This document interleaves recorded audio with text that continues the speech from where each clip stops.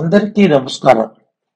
జ్ఞాన మూలికలు విజ్ఞాన వీచికలు అన్న శీర్షిక ద్వారా కొన్ని వైజ్ఞానిక వ్యాసములను మీకు వినిపించబోతున్నాం. ఈ వ్యాసములను జ్ఞాన కులపతి, పూర్ణ విద్యానిధి, ప్రతిభా శిరోమణి బ్రహ్మశ్రీ కుప్ప వెంకట కృష్ణమూర్తి గారు బోధించారు. కృష్ణమూర్తి గారిని గురించి పరిచయం చేయాలి అంటే అది పెద్ద గ్రంథమే అవుతుంది. కృష్ణమూర్తి గారు వారి తండ్రి, వారి కుమారుడు ఋషిత్రయం వంటి వారు. వేదత్రయాన్ని ఔపోసన పట్టినట్టి తపస్సులు. కృష్ణమూర్తి గారి తండ్రి సాంగ స్వాధ్యాయ భాస్కర బ్రహ్మశ్రీ కుప్ప లక్ష్మణరావు గారు పరాశర మహర్షి అంతటి వాడు. కృష్ణమూర్తి గారు వేదవ్యాసుడంతటి వాడు. వారి కుమారుడు బ్రహ్మశ్రీ కుప్ప విశ్వనాథ శర్మ గారు సుఖ మహర్షి అంతటి వాడు. ఈ ఋషిత్రయం ప్రాతస్మరణీయులు. కృష్ణమూర్తి గారు వేదములలోని వైజ్ఞానిక విశేషాలను ఈనాటి వైజ్ఞానిక పరిశోధనలతో సమన్వయపరుస్తూ అనేక గ్రంథములు, వ్యాసములు రచించారు. కృష్ణమూర్తి గారు సంపూర్ణ వేదాధ్యయనం చేశారు. వేదార్థం చెప్పుకున్నారు. మ్యాథమెటిక్స్ లో ఎంఏ పట్టా పుచ్చుకున్నారు. ఆంధ్ర బ్యాంకులో మేనేజర్ గా ఉద్యోగం చేశారు. వేదాలలోని వైజ్ఞానిక అంశాలు ఈనాటి యువతకి ప్రయోజనం కలిగించేలా అందించాలని తీవ్ర పరిశోధనలు చేశారు. ఆ ఉత్సాహంతో వారు IISER institute of scientific research on Vedas ప్రారంభించారు. దేశంలో అనేక మారుమూల ప్రదేశాలలో పర్యటించి వృద్ధులైన వేద పండితుల నుండి విషయ సేకరణ చేసి మూల గ్రంథాలను సేకరించి ఎన్నో గ్రంథాలు, వ్యాసాలు రచించారు. ఈనాడు ఆధునికంగా సైన్స్ అని పిలువబడే వైజ్ఞానిక అంశాలలో చాలా భాగం మన వేదాలలో నిక్షిప్తపరచబడి ఉన్నవే. వాటిని పరిశోధించి సమన్వయపరిచి మనకి అర్థమయ్యే శైలిలో అందించగలిగిన వాళ్ళు లేకపోవటం వలన ఎంతో నష్టపోయాం. ఈ బృహత్తర శ్రమ తన భుజాల మీదకి ఎత్తుకుని వేద పరిశోధనకు తన జీవితాన్ని అంకితం చేసిన మహనీయుడు బ్రహ్మశ్రీ కుప్ప వెంకట కృష్ణమూర్తి గారు. వారి రచనల ఆధారంగా ఈ రోజున మన ఛానల్ ద్వారా ప్రసంగించే భాగ్యం నాకు కలిగింది. ఈ ప్రసంగాలను విని జ్ఞానవంతులవుతారని ఆశిస్తూ సెలవు తీసుకుంటున్నాను. ధర్మ సంస్కృతి బోధారం జ్ఞాన విజ్ఞాన వర్ధనం ప్రజ్ఞా మేధ దీపకాంతం వందే విశ్వగురుం విభుం వందే విశ్వగురుం విభుం.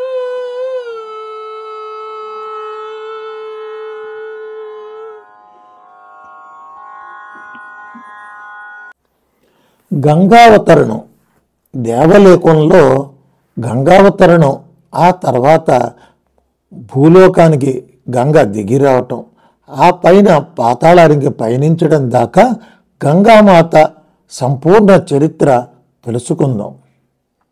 ప్రహ్లాదుని మనుమడు బలిచక్రవర్తి మహాపరాక్రమవంతుడు. తన పరాక్రమంతో దేవతలను ఓడించి స్వర్గాన్ని ఆక్రమించుకున్నాడు. ధర్మపాలన చేస్తున్నాడు. దేవతలు శ్రీహరి వద్ద మొరపెట్టుకున్నారు. శ్రీహరి వారితో, మీరు రాక్షసులతో సంధి చేసుకోండి, క్షీరసాగరాన్ని మధించండి, అందులో నుండి వచ్చిన వస్తువులు పంచుకోండి, చివరికి అమృతం వస్తుంది, అమృతం మీకు అందేలా చేస్తాను, మీ శక్తి పెరుగుతుంది అని అభయం ఇచ్చాడు. దేవతలకి రాక్షసులకి సంధి కుదిరింది. సాగర మథనం జరిగింది. అమృతం దేవతలకే దక్కింది. బలిచక్రవర్తికి ఇంద్ర పదవి కావాలన్న కోరిక తీవ్రమైంది. దానికోసం 100 అశ్వమేధ యాగాలు చేయ సంకల్పించాడు. 99 అశ్వమేధ యాగాలు పూర్తి చేశాడు. 100వది ప్రారంభమైంది. సామాన్యంగా ఎవరైనా 100వ అశ్వమేధ యాగం చేస్తుంటే ఇంద్రుడు దానిని భగ్నం చేయటానికి ప్రయత్నిస్తాడు. కానీ ఈసారి దేవదానవుల సంధి ఒడంబడిక ఉన్నది కాబట్టి ఇంద్రుడు ఎటువంటి ఆటంకము సృష్టించలేదు. బలిచక్రవర్తి తనకు ప్రియాతి ప్రియమైన శ్రీహరి దేవతల పక్షపాతి అని భావించాడు. స్వార్థంతో 100 అశ్వమేధయాగాలు తలపెట్టాడు. అతనికి జ్ఞానోదయం కలిగించాలని శ్రీహరి వామనావతారం ధరించాడు. 100వ అశ్వమేధయాగం జరుగుతూ ఉండగా విష్ణుమూర్తి వామనావతారం ధరించి యాగశాలకు వచ్చి 3 అడుగుల చోటు దానంగా ఇమ్మని అడిగాడు. రాక్షస గురువైన శుక్రాచార్యుడు వామనుణ్ణి గుర్తుపట్టి, రాజా, వచ్చినవాడు విష్ణువు, ఈ దానానికి ఒప్పుకోకు. ఒప్పుకుంటే ఈయన నిన్ను నీ రాజ్యాన్ని పూర్తిగా మింగేయగలడు అని చాలా తీవ్రంగా హెచ్చరించాడు. కానీ విష్ణుమూర్తి స్వయంగా వచ్చాడని తెలిసేసరికి భక్తి పారవస్యంతో పొంగిపోయిన బలిచక్రవర్తి, గురుదేవా, విష్ణుమూర్తి చేయి క్రిందై నా చేయి మీదై ఉందంటే అంతకన్నా భాగ్యం వేరే ఉందా? నా ప్రాణాలైనా ఇచ్చేస్తాను అంటూ నీళ్లు చేతిలో పోసుకోవాలని కమండలం వంచాడు. శుక్రాచార్యుడు శిష్యుడి మీద ప్రేమతో ఒక చిన్న పురుగుగా మారి కమండల కొమ్ముకు అడ్డం పడ్డాడు. నీళ్లు బయటకు రాకపోయేసరికి బలిచక్రవర్తి ఒక దర్భ పుల్లతో కొమ్ములో పొడిచాడు. ఆ పుల్ల పురుగుగా ఉన్న శుక్రాచార్యుడి ఎడమ కంటిలో పొడుచుకుంది. ఆ బాధకు తట్టుకోలేక ఆయన అక్కడి నుంచి వెళ్ళిపోయాడు. అప్పటి నుంచి శుక్రాచార్యుడు ఒంటి కంటివాడైపోయాడు. బలిచక్రవర్తి ఇదేమీ పట్టించుకోకుండా వామనుడికి 3 అడుగుల ప్రదేశం ధారాదత్తం చేశాడు. వెంటనే వామనుడిగా ఉన్న శ్రీహరి తన శరీరాన్ని పెంచివేయసాగాడు. ఇక్కడ ఒక పాట ఉంది, దానికి మనం భావం చెప్పుకుందాం. విజృంభతే విజృంభతే వామన విష్ణుర్విజృంభతే అనగా విజృంభిస్తున్నాడు వామనుడైన విష్ణువు విజృంభిస్తున్నాడు. చూస్తూ చూస్తూ ఉండగానే మేఘమండలం ఆయన తలకు తెల్లని తలపాగా అయింది. ఇంతలో సూర్యమండలం ఆయన నెత్తి మీద కిరీటంలాగా ప్రవేశించింది. కానీ అంతలోనే ఆ బింబం ఆయన గుండె మీద లాకట్టులాగా అయింది. ఇంతలో అది ఆయన వడ్డాణపు బిళ్ళగా మారింది. ఇదేమిరా అనుకునే లోపల అది ఆయన పాదానికి గల అందెలో గజ్జెగా మారింది. ఇలా అనుకునే లోపలే సూర్యమండలం ఆయనకు పాదపీఠంగా మారిపోయింది. సర్వవ్యాపి అయిన ఆ విభువు యొక్క క్రింది పాదమే ఇలా అద్భుత రూపమైపోతే ఇక ఆ ఊర్ధ్వపాదాన్ని ఎవరు తెలుసుకోగలరు? అలా పెరిగిపోయిన ఆ వామనుడు ఒక్క పాదంతో భూమినంతా ఆక్రమించి, 2వ పాదంతో ఆకాశమంతా ఆక్రమించి, 3వ పాదం ఎక్కడ పెట్టేది అని బలచక్రవర్తిని నిగ్గదీశాడు. బలిచక్రవర్తి ఏమీ చెప్పలేక తన శిరస్సును చూపించాడు. అప్పుడు వామన విష్ణుమూర్తి నువ్వు మాట తప్పావని ఆగ్రహిస్తూ అతనిని నాగపాశాలతో బంధించేశాడు. అప్పుడు బ్రహ్మదేవుడు వచ్చి ఇలా అడిగాడు, దేవాధిదేవా, గరిక పరక తెచ్చి నీ బొమ్మ పాదాల మీద పెడితే వాడికి నువ్వు స్వర్గరాజ్యమైనా ఇస్తావే? అంతటి దయామయుడే ఈ బలిచక్రవర్తి మీద ఇంత ఆగ్రహం ఎందుకు? వీడు తన బలపరాక్రమాలతో భూమిని స్వర్గాన్ని కూడా గెలుచుకుని మొత్తం కలిపి తృణప్రాయంగా దానం చేశాడు. ఎవడో నామమాత్రపు బ్రాహ్మణుణ్ణి తెచ్చి విష్ణురూపాయ బ్రాహ్మణాయ అంటూ దానం చేస్తే ఆ స్మరణకే సంతోషించి ఆ దాతకు నవనీధులు ఇస్తావు నీవు. వీడు సాక్షాత్తు శ్రీహరికే ప్రత్యక్షంగా దానం చేశాడయ్యా. వీడికి నాగపాశాల నువ్వు ఇచ్చేది? దేవా, నీ చేష్టలు ఊహలు మా బోటి వారికి అందవు. దానిలో గల ధర్మమర్మమేమిటో నువ్వే వివరించాలి అని బ్రహ్మదేవుడు వేడుకున్నాడు. ఇంతలో బలిచక్రవర్తి భార్య అయిన వింధ్యావళీదేవి తన భర్త మాటలేమీ నచ్చలేదు. ఇప్పుడు ఈ బ్రహ్మగారు కూడా ఇలా మాట్లాడేసరికి ఆమె కలతపడి స్వామి ముందుకు వచ్చి ఇలా మనవి చేసింది, దేవదేవా శ్రీహరి, పెద్దల ముందు నిలబడి మాట్లాడుతున్నందుకు క్షమించు. మేము అల్పజీవులం, ప్రతి చిన్న విషయానికి గర్విస్తూ ఉంటాం. దాన్ని నీవు ఎప్పుడు క్షమిస్తూనే ఉంటావు. ఇప్పుడు కూడా క్షమించు. ఈ 14 లోకాలను సృష్టి చేసింది నువ్వై ఉండగా, ఈ లోకాలన్నీ నీ వల్ల నిలబడుతూ ఉండగా, నీ సృష్టిలోని చిన్న పురుగులో మేమా నీకు దానం చేసేది? నీ చెయ్యి క్రిందని మా చెయ్యి పైన నీ పొంగిపోయే మా అల్పబుద్ధిని క్షమించు. ఈ జగత్తు నువ్వు సృష్టించింది, ఈ దేహం నువ్వు సృష్టించింది. మేము సొంతంగా సృష్టించింది ఏమీ ఉందని నీకు దానం చేయగలము? దేవా, నీ సొమ్ము తింటున్నాం, నీ సొమ్ము నీకే దానం ఇస్తున్నాం, దానికి కూడా పుణ్యఫలం కావాలని వెంటబడుతున్నాం. మాకు జ్ఞానం ప్రసాదించు తండ్రి, మమ్మల్ని రక్షించు, నా భర్తని రక్షించు. ఈ మాటలు వినేసరికి బ్రహ్మదేవుడే అవాక్కైపోయాడు. శ్రీహరి ముఖం సంతోషంతో కళకళలాడింది. నాగపాశబద్ధుడై ఉన్న బలిచక్రవర్తి కళ్ళల్లో పశ్చాత్తాపం తొంగి చూసింది. ఒక్క క్షణం ఆగి శ్రీహరి ఇలా అన్నాడు, బ్రహ్మదేవా, నువ్వు చెప్పింది నిజం. ఇతడు మహాదాత. అశ్వమేధాలు 100 1000 అయినా చేయగలడు.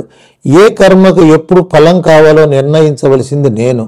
కానీ ఈ బలిచక్రవర్తి ఇప్పుడు చేసిన పనికి ఇప్పుడే ఫలితం కావాలనే పట్టుదలతో ఈ యజ్ఞాలు చేస్తున్నాడు. తన బలంతో స్వర్గరాజ్యం ఆక్రమించుకుని నాకు కూడా ఇంద్ర పదవికి అర్హత ఉందని దబాయించడం కోసం యజ్ఞాలు చేస్తున్నాడు. పైకి మంచి పని చేస్తూనే లోపల క్రూరంగా ఉన్నాడు. నన్ను సేవిస్తూనే నా శాసనాన్ని ధిక్కరించాలని చూస్తున్నాడు. ప్రస్తుత దేవేంద్రుడికి ఆ పదవి నా అనుగ్రహం వల్లనే వచ్చిందని బలికి తెలుసు. ఈ ఇంద్రుడికి ఎంతకాలం ఈ పదవి ఉండాలని అనుగ్రహించానో అది కూడా ఈ బలికి తెలుసు. అయినా సరే ఆ ఇంద్రుని పీకేసి తను ఆ పదవికి ఎక్కాలని చూస్తున్నాడు. అందుకోసం యజ్ఞాలతో నన్ను ఆరాధిస్తున్నాడు. ఈ భావన దోషం వల్లనే అతనికి నాగపాశ బంధనం లభించింది. బ్రహ్మదేవా, నువ్వు చెప్పింది నిజం. నా పేరు చెప్పి ఏ దీనుడికి కాస్తంత దానం చేసినా నేను పొంగిపోతాను. ఈ బలి తన రాజ్యాన్నే కాక తన తలను కూడా నాకు దానం చేశాడు. ఈ పని సృష్టిలో మరొకరు చేయలేరు. అందుకే ఇతనికి ప్రస్తుతం పాతాళ లోకంలో కారాగార శిక్ష విధిస్తున్నాను. కానీ అక్కడ స్వర్గ భోగాలను మించిన భోగాలు ఇతనికి ఉంటాయి. ఈ కల్పాంతం వరకు ఇతను అక్కడే ఉంటాడు. పై కల్పంలో ఇతడు దేవేంద్రుడై ధర్మబద్ధంగా త్రిలోక పాలన చేస్తాడు. ఇతని భార్య ఆయువు ఉన్నంతకాలం భర్తను సేవిస్తూ విశ్వాత్మ భావనతో నన్ను అర్చిస్తూ దేహం తొలగగానే నాలో ప్రవేశిస్తుంది. ఈ బలి శుక్రాచార్యుల ఉపదేశ బలంతో పాతాళ లోకంలో ఉండగానే పరమాత్మ దర్శనయోగ సిద్ధుడై ఆత్మారాముడై జీవన్ముక్తుడై ఆ తరువాత ఇంద్ర పదవిని పొందుతాడు. ఇక్కడ ఈ కథ ఇలా జరుగుతూ ఉండగా అక్కడ దేవలోకంలో మరో కథ జరుగుతోంది. బ్రహ్మాండ స్థాయిలో పరిణామం. దేవతలు ఏకకాలంలో 2 స్థాయిలలో పనిచేస్తూ ఉంటారు. ఒకటి మానవ స్థాయి, రెండవది దేవతా స్థాయి. దేవాధీశ్వరులైన త్రిమూర్తులు ఒకే సమయంలో 3 స్థాయిలలో పనిచేస్తూ ఉంటారు. ఒకటి మానవ స్థాయి, రెండవది దేవతా స్థాయి, మూడవది బ్రహ్మాండ స్థాయి. ఇప్పుడు దేవలోకంలో బ్రహ్మాండ స్థాయిలో ఒక విచిత్రం జరుగుతోంది. ఏమిటంటే ఇంతింతై వటుడింతై అన్నట్లుగా వామనమూర్తి పెరిగిపోగా ఆకాశంలోని సూర్యమండలమే ఆయన పాదపీఠంగా మారిపోయిందని చెప్పుకున్నాం, గుర్తుంది కదా. ఆ మూర్తి ఇంకా పెరుగుతూనే ఉంది. కొంతసేపు అయినాక ఆ స్వామి శరీరం అలాగే ఉండిపోయి ఇక ఆకాశానికి ఎత్తిన పాదం మాత్రం పెరిగిపోసాగింది. ఆ పాదం అలా పెరిగి పెరిగి దాని బొటన వేలి గోరు వెళ్ళి బ్రహ్మాండం యొక్క గోడకు పొడుచుకుంది. అయినా అది ఇంకా పెరుగుతూనే ఉంది. ఇది గమనించి బ్రహ్మదేవుడు కంగారు పడిపోయి సూక్ష్మతరమైన దేహం ధరించి బ్రహ్మాండం వెలుపలి భాగానికి వెళ్ళిపోయాడు. కొంతసేపటికి వామనస్వామి కాలి గోటి పోటుకు తట్టుకోలేక బ్రహ్మాండం యొక్క గోడ చిల్లి పడిపోయింది. ఆ చిల్లికి వెనుక భాగాన హెచ్చరికగా కాచుకొని ఉన్న బ్రహ్మదేవుడు అక్కడి అపార జలరాశిని తన కమండలంలోకి ఆకర్షించి పట్టుకుని దాని కొమ్ములోంచి మెల్లగా ధారగా నీరు వంచుతూ ఎప్పటికప్పుడు ఎదిగిపోతున్న శ్రీహరి పాదానికి వేద మంత్రపూర్వకంగా భక్తిగా అభిషేకం చెయ్యసాగాడు. అలా బ్రహ్మ కమండలం నుంచి వెలువడి శ్రీహరి పాదాలకు అభిషేకం చేసుకుంటూ ప్రవహించిన ఆ జలధార దేవలోకంలోకి దిగివచ్చి మహానదిగా మారింది. దేవతలు, దేవర్షులు ఈ అపూర్వ పరిణామానికి ఆశ్చర్యచకితులై ఆనంద పరవశులై ఆ మహాప్రవాహాన్ని దివ్యగంగా అని కీర్తించారు. గమయతి జ్ఞాపయతి భగవత్పదం ఇతి గంగా అంటే ఈ కొత్త జల ప్రవాహం శ్రీహరి యొక్క సువిశాల పాదాన్ని అనుక్షణము గుర్తు చేస్తోంది. కనుక దేవతల ప్రవాహాన్ని గంగా అని పిలిచారు.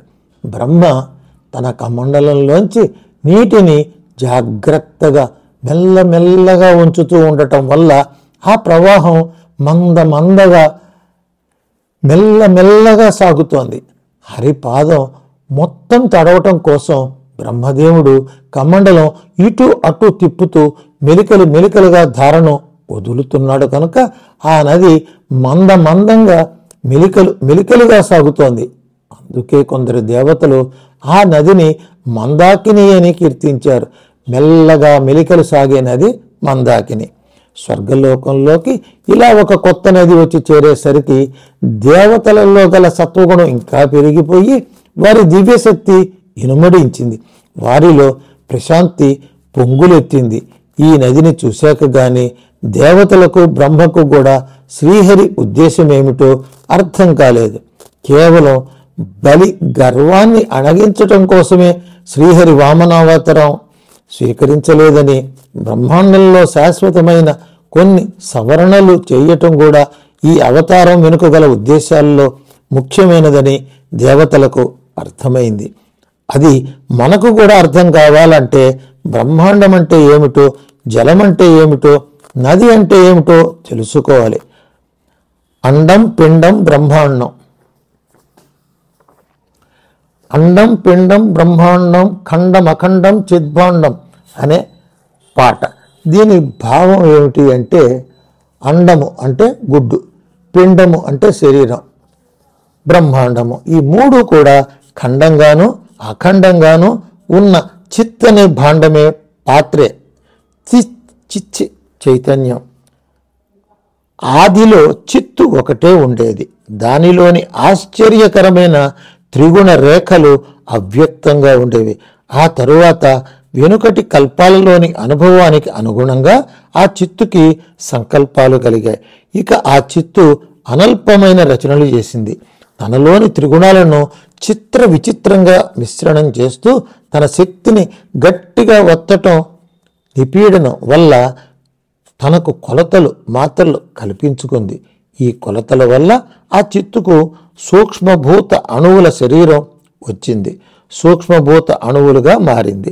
ఆ విధంగా చిత్తు 5 పిల్లల తల్లైంది. ఇక ఆమె తన సారాన్ని పంచీకరణం చేసుకుని స్థూలత్వాన్ని పొంది విస్తరించింది. భోజ్యము, భోక్త అనే ఆకారాలు పొందింది. ఇలా 3 లోకాలతో సంసారాన్ని కల్పించింది. ఆమె స్వయంగానే జడత్వాన్ని, చేతనత్వాన్ని కూడా పొందింది. పాల మీద మీగడ వంటి కటాహంతో, బ్రహ్మాండపు గోడతో తనను తనే ఆవరించుకుంది. ఆ కటాహం లోపల చరించే జీవులకు సుఖతిని ఇవ్వాలనే ఆసక్తితో ఆమె సదా సచ్చిదానంద భరితురాలే ఉంది. బ్రహ్మాండ తత్వం, అవధులు లేని పరమాత్మ తనలో నుంచి సూక్ష్మ పంచభూతాలను మొదట సృష్టి చేశాడు. ఇప్పుడు మనం చూస్తున్న ఈ పంచభూతాలను స్థూల పంచభూతాలు అంటారు. ఇవి వేరు, సూక్ష్మ పంచభూతాలు వేరు. పరమాత్మ తనను ఆశ్రయించుకుని ఉన్న త్రిగుణాలను చిత్రకారుడు రంగులను కలిపినట్లు రకరకాల మోతాదుల్లో కలపగా సూక్ష్మ పంచభూతాలు జన్మించాయి. కానీ అవి అతి సూక్ష్మంగా ఉండటం చేత సామాన్య మానవులు వాటిని చూడలేకపోయారు.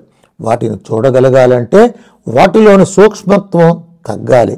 అందుకని ఈ సూక్ష్మ పంచభూతాలలో గల తమో గుణాంశాలు విడదీసి వాటిని 5 మిక్సీలో వేసి కలిపినట్లు పరమాత్మే కలిపాడు. అలా కలపగా పంచభూతాలు వేటికి అవి విడివిడిగా ఉండకుండా కొంచెం కల్తీ అయిపోయినాయి. అప్పుడు అవి సామాన్య మానవుల జీవుల చూపులకు అందాయి. అప్పుడు వాటికి స్థూల పంచభూతాలని పేరు వచ్చింది. స్థూల పంచభూతాలలో ఏ ఒక్క భూతము స్వచ్ఛంగా ఉండదు. ఉదాహరణకు భూమిలో సగం భాగమే భూమి, మిగిలిన సగంలో జలము, అగ్ని, వాయువు, ఆకాశం కలిసిపోయి ఉంటాయి.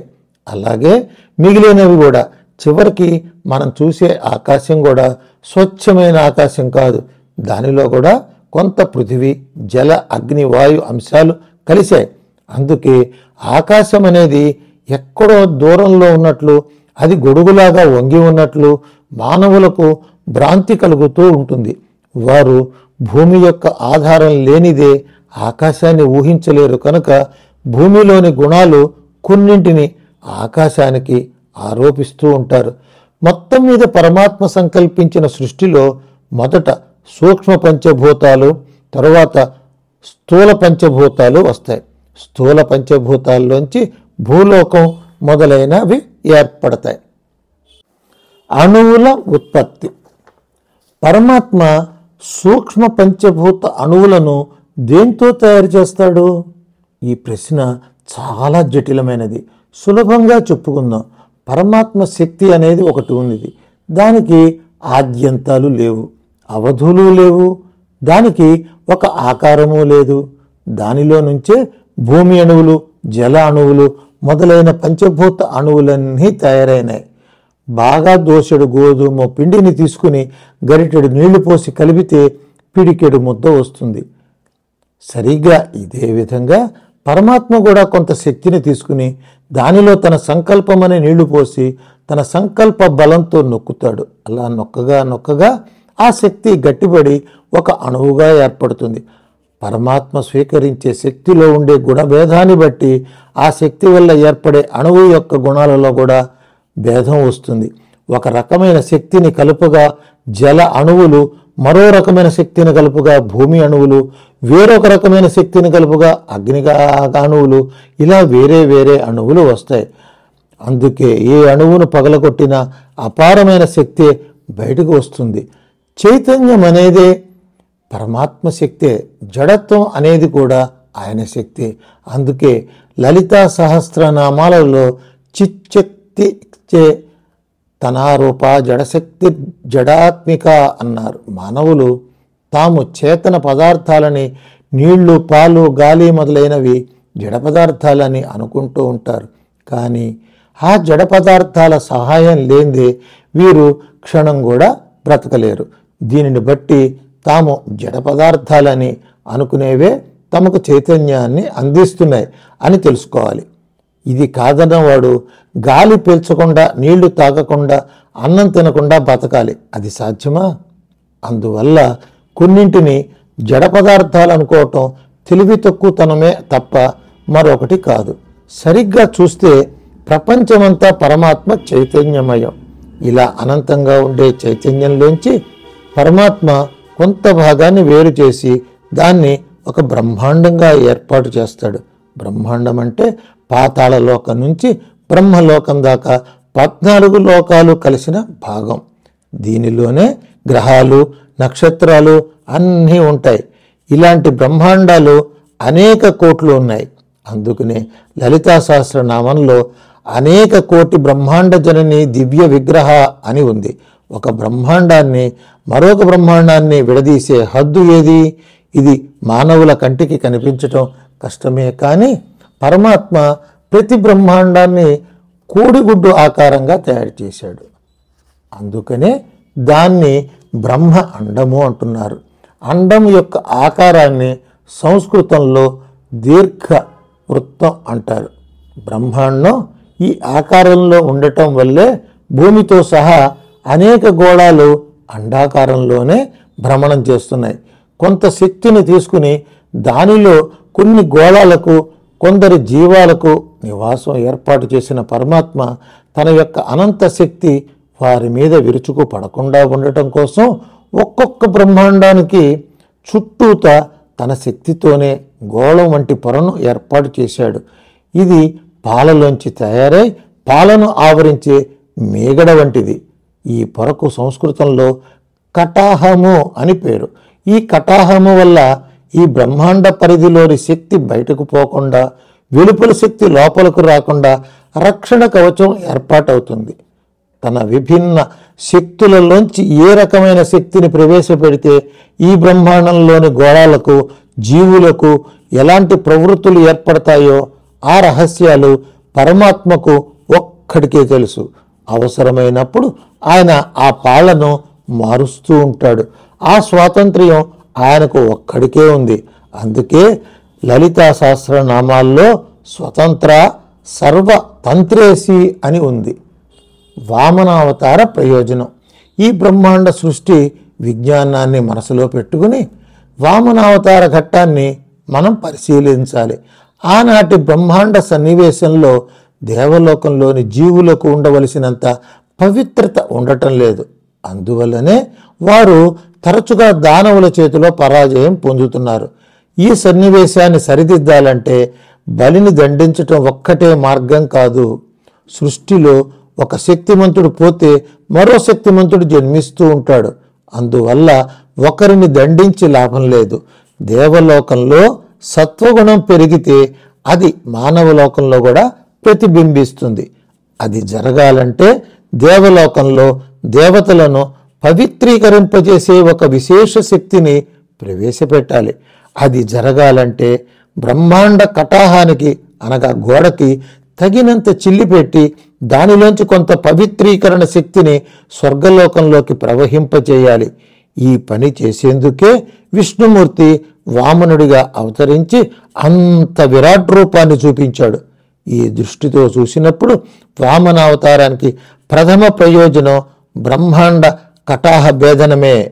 బలిని ఆయన భార్య వింధ్యావళీదేవిని అనుగ్రహించటం రెండవ ప్రయోజనం మాత్రమే. పరమాత్మ అయిన శ్రీహరి ఆ దృష్టితోనే, ఆ లక్ష్యంతోనే తన పాదాన్ని పెంచి బ్రహ్మాండ కటాహానికి చిల్లు పెడుతున్నాడు. ఎప్పుడైతే శ్రీహరి యొక్క కాలి గోరు బ్రహ్మాండ కటాహానికి పొడుచుకుంటుందో అప్పుడు సృష్టికర్త అయిన బ్రహ్మ శ్రీహరి యొక్క ఉద్దేశాన్ని గ్రహించి సావధానుడై తన కర్తవ్యం ఏమిటా అని ఆలోచించాడు. శ్రీహరి సంకల్పించిన కార్యానికి సహాయంగా నిలబడటమే తన కర్తవ్యం. ఆయన కాలి గోటి వల్ల బ్రహ్మాండ కటాహంలో ఏర్పడిన చిరిలోంచి బయట ఉన్న శక్తి అంతా లోపలికి ఒరవడిగా తోసుకువస్తే అది ఇక్కడి జీవులకు క్షేమం కాదు. అందువల్ల బ్రహ్మదేవుడు సూక్ష్మ స్వరూపంతో కటాహం యొక్క బయటి వైపుకు వెళ్ళి అక్కడ ఉన్న అనంత శక్తిలో కొంత భాగాన్ని సూక్ష్మ జలరూపంగా మార్చి దాన్ని తన కమండలంలోకి ఆకర్షించుకుని జాగరూకుడై ఎదురు చూస్తున్నాడు. దివ్య గంగ ఉత్పత్తి. ఇంతలో గోడకు చిల్లిపడి పరమాత్మ వేలు బయటకు వచ్చింది. వెనువెంటనే ఆయన తన కమండలంలోని సూక్ష్మ జలాన్ని ఆ స్వామి పాదాలపైన తన కమండలపు కొమ్ము ద్వారా మెల్లమెల్లగా పోశాడు. కమండలము కొమ్ము ఎందుకు అంటే పరిశోధనాశాలలో పరిశోధన చేస్తున్న వైజ్ఞానికులు ఆచితూచి బొట్టు బొట్టుగా రసాయనాలు వదులుతూ ప్రయోగం చేసే తీరుగా బ్రహ్మదేవుడు జాగ్రత్తగా లెక్క చూసుకుంటూ సూక్ష్మ జల ప్రవాహాన్ని స్వర్గలోకంలోకి ప్రవేశపెడుతున్నాడు. దానికి సౌకర్యంగా ఉండేందుకోసమే కమండలము కొమ్మును బ్రహ్మ ఆ విధంగా శ్రీ విష్ణు పాదానికి అభిషేకం చేయటం వల్ల ఆ పాదానికి బ్రహ్మ కడిగిన పాదము అనే కీర్తి వచ్చింది. ఆ పాదాభిషేక జలంగా ప్రవహించిన గంగా నదికి విష్ణు పాదోద్భవ అనే కీర్తి లభించింది. సహజంగానే జలానికి పవిత్రీకరణ శక్తి అధికంగా ఉంది.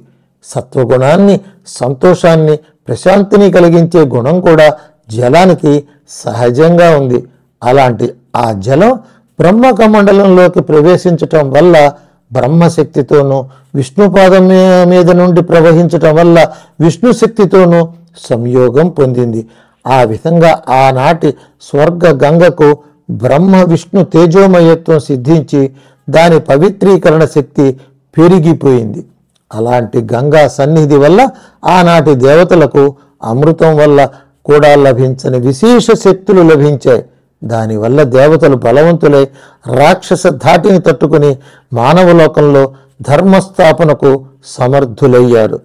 ఈ 3 లోకాలు శ్రీహరికి శరీరమే.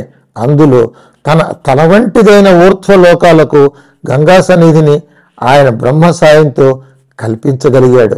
ఇక మధ్యమ లోకమైన మానవ లోకానికి, అధోలోకమైన పాతాళ లోకానికి కూడా ఆ భాగ్యం అందాలి. కానీ ఆ పనిని శివుడు ఒక్కడే చేయగలడు. శివుడేమో పైకి తమోగుణమయుడులాగా కనిపిస్తూ ఉంటాడు, లోపల పరిపూర్ణమైన సత్వమూర్తి అయి ఉంటాడు. ఆయన ఎప్పుడు నిష్క్రియుడై ఉంటాడు, ఏదీ పట్టదు, పట్టించుకోడు. ఇటువంటి శివుణ్ణి రంగంలోకి దింపితే కానీ ఈ దేవలోక గంగ భూమికి దిగదు. శ్రీహరి సరి అయిన అదను కోసం ఎదురు చూస్తూ ఉండిపోయాడు. ఇది ఇలా ఉండగా బ్రహ్మదేవుడి యొక్క నీడలోంచి జన్మించిన కర్దమ ప్రజాపతికి 9 ఆడపిల్లలు పుట్టారు. వారిలో కళ అనే ఆమెను మరీచి మహర్షికి ఇచ్చి వివాహం చేశాడు. వారికి పూర్ణిమ అనే పుత్రిక జన్మించింది. ఆమె బహుతీవ్రమైన తపస్సు చేసి జగత్ పవిత్రీకరణ శక్తిని సంపాదించింది. అందువల్ల ఆ జీవికి శ్రీహరి గంగ అనే నామకరణం చేసి కొత్తగా స్వర్గంలో పుట్టిన ఆ మహానదికి అధిదేవతగా చేశాడు. ఆమె ఆధిపత్యం వల్ల ఆ నది యొక్క పవిత్రత మరింత పెరిగింది. పవిత్రత పెరిగిపోవటం వల్ల దేవతలు, మునులు కొత్తగా ఆధిపత్యం స్వీకరించిన గంగాదేవిని వేనోళ్ల స్తుతించారు. ఈ పాట గంగా గంగా సురగంగా పవిత్రతామయ నిజభంగా. దీని భావం ఏంటంటే పవిత్రత్వమయమైన తరంగాలు గల గంగా గంగా. బ్రహ్మాండ కటాహానికి బయట గల శుద్ధ చైతన్యం నుంచి జన్మించిన గంగా. బ్రహ్మదేవుని భవ్య సంకల్పం వల్ల ఆయన యొక్క జలపాత్రలో అనగా కమండలంలో రూపాన్ని పొందిన గంగా. శ్రీహరి కాలిచేత తొలచబడిన బ్రహ్మాండ కటాహం యొక్క రంధ్రం నుండి బ్రహ్మాండం లోపలికి ప్రవేశించి తన కొత్త శిరస్సును శ్రీహరి పాదానికి అర్పణ చేసిన గంగా. హరి పాదాభిషేకమే ఆమె దీక్ష. హరి బ్రహ్మల శక్తులు 2 ఆమెకు 2 రెక్కలు. దేవతల సత్వాన్ని వృద్ధి చేసే చూపులామెవి. ఆమె సచిదానంద సంపదకు రక్ష. గంగ సహజంగా చల్లని తల్లే. అయితే మాత్రం పొగడ్తలకు పొంగనిదెవరు? ఆమె తన గర్వపు పొంగుతో ఒళ్ళు మరిచి పెద్ద పెద్ద తరంగాలను లేపి ఆటలాడటంలో ఆమె నీటి తుంపరలు కొన్ని వెళ్ళి కైలాసంలో శివుడి మీద పడ్డాయి. గంగ కంటే శాంతుడు శివుడు.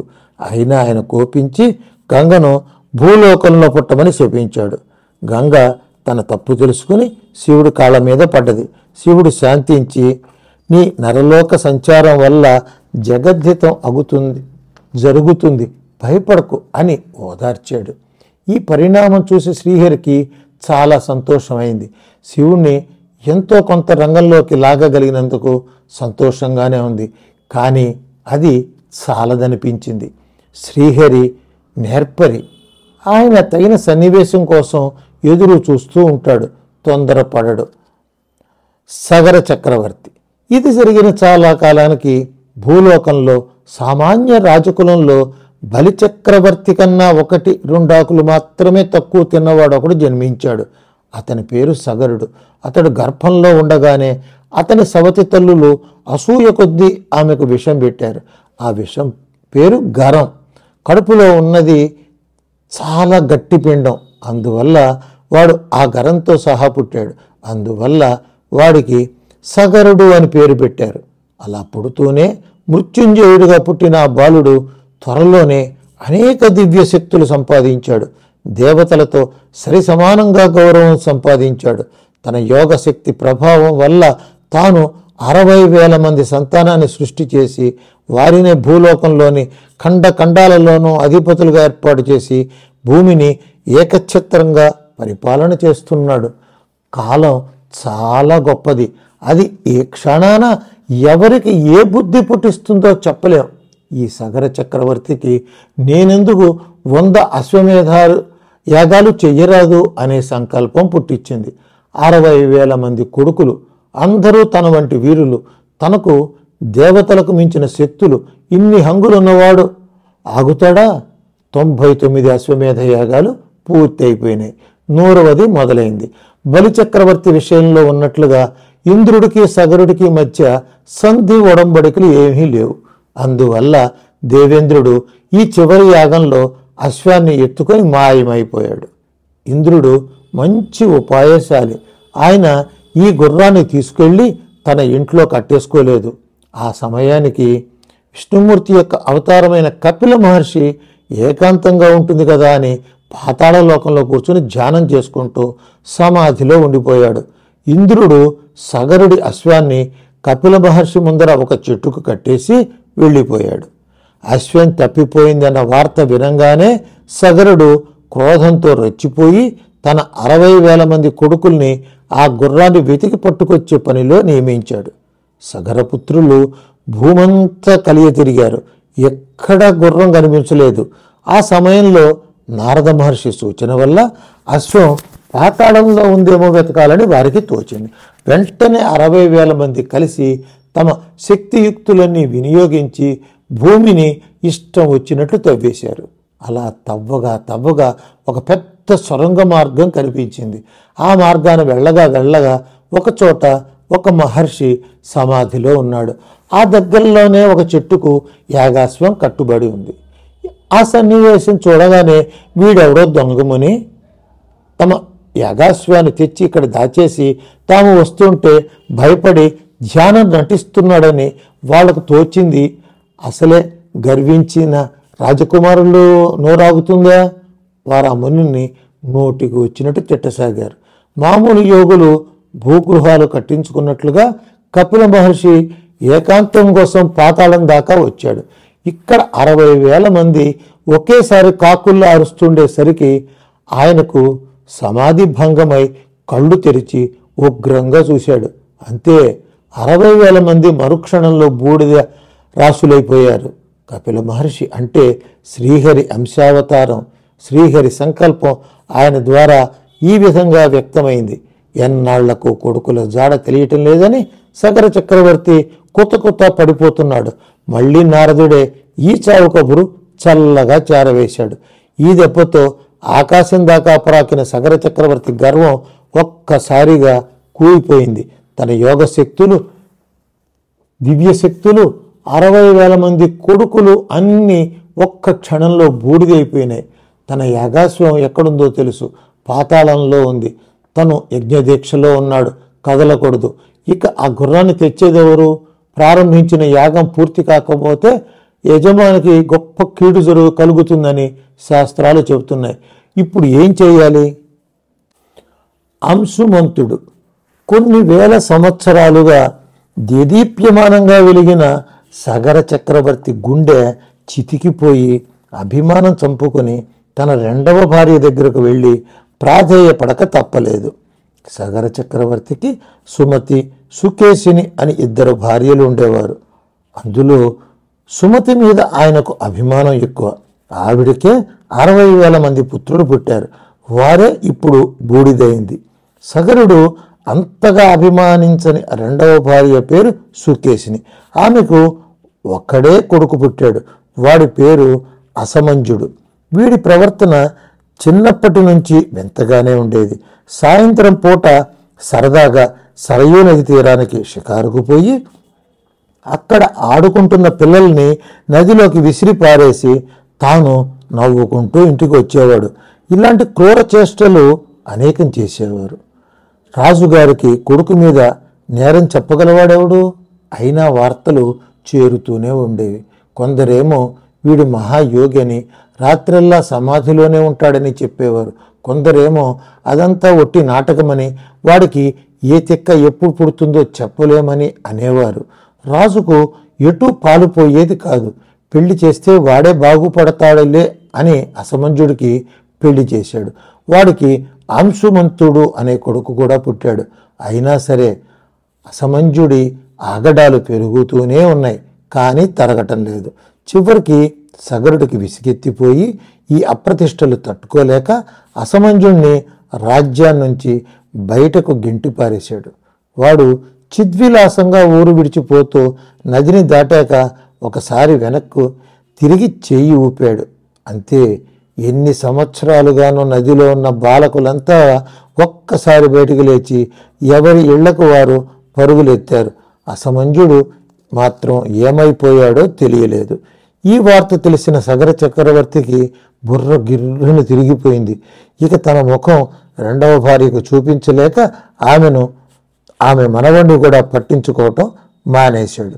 తను ఎన్ని యజ్ఞాలు చేసినా వాటిల్లో సుకేశీనికి కానీ, ఆమె కోడలికి కానీ, ఆమె మనవడికి కానీ ఏ గౌరవాలు లేవు. అలాంటిది ఇవాళ సగర చక్రవర్తి తలదించుకుని సుకేశిని ఇంటికి వెళ్ళి ఆమెను బ్రతిమాలి ఆమె మనవడైన అంశుమంతుణ్ణి యాగాశ్వం కోసం పంపించాడు. అంశుమంతుడు వినయశీలి అయి కపిల మహర్షి దగ్గరకు వెళ్ళి తన యాగాశ్వాన్ని తీసుకుపోయేందుకు అనుమతిని ప్రార్థించాడు. ఆ మహర్షి ప్రసన్నుడై ఉన్నాడని గ్రహించి తన పెద్ద తండ్రులంతా ఉత్తమ లోకాలకు చేరే ఉపాయం కూడా చెప్పమని ప్రార్థించాడు. కపిల మహర్షి ఇలా బోధించాడు: నాయనా అంశుమంత, నీ వారి మీద నీకు ప్రేమ ఉండటం సహజం. వాళ్ళంతా నీకు, నీ తండ్రికి కూడా అనేక అపచారాలు చేశారు. అయినా నువ్వు వాళ్ళ క్షేమాన్నే కోరుతున్నావు. నీ ధర్మనిష్ట గొప్పది. నీ పెద్ద తండ్రులు నన్నే కాదు, కొన్ని వేల మంది బ్రాహ్మణులను పదే పదే అవమానించారు. అనేక మంది యాగాలను భగ్నం చేశారు. చివరికి క్రోధమయమైన నా నేత్ర దృష్టితో మాడి బూడిదయ్యారు. వీరికి కొన్ని కల్పాల పాటు నరకయాతనలను అనుభవించిన పాపం తీరదు. అయినా నువ్వు అడిగావు కనుక వీరు ఉత్తమ గతికి చేరే మార్గం నేను చెబుతాను. స్వర్గలోకంలో ఉన్న స్వర్గ గంగ ఇక్కడి పాతాళం దాకా వస్తే ఈ బూడిద రాశులకు ఆ గంగా స్పర్శ తగిలితే వీళ్ళు అధోలోకాల నుండి పైకి వెళ్ళగలరు. ఇన్ని అయితే గీతేలున్న ఎవరి ప్రాప్తి ఎంతో అంత. నీ బుద్ధి మంచి బుద్ధి, నువ్వు చెయ్యగలిగినంత చెయ్యి, ఆ తరువాత దైవేచ్ఛ. ఈ మాటలు విన్న అంశుమంతుడు మహర్షికి మరొకసారి నమస్కరించి అశ్వాన్ని తీసుకుని వెళ్ళిపోయాడు.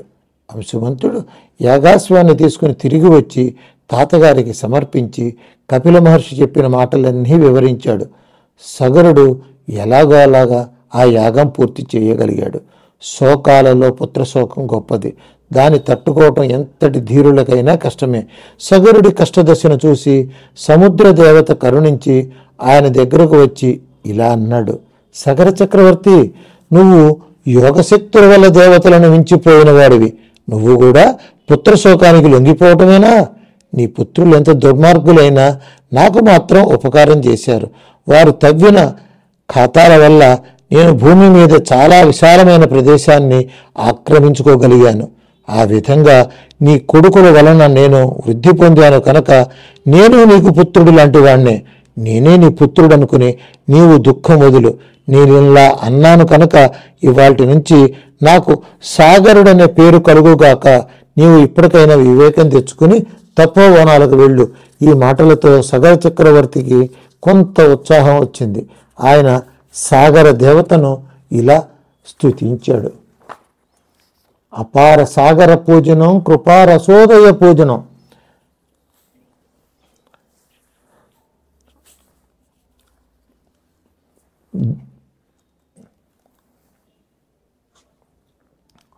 ఆ తరువాత ఆయన తన మనుమడైన అంశుమంతుడికి పట్టాభిషేకం చేసి విరక్తుడై తపోవనాలకు వెళ్ళిపోయాడు.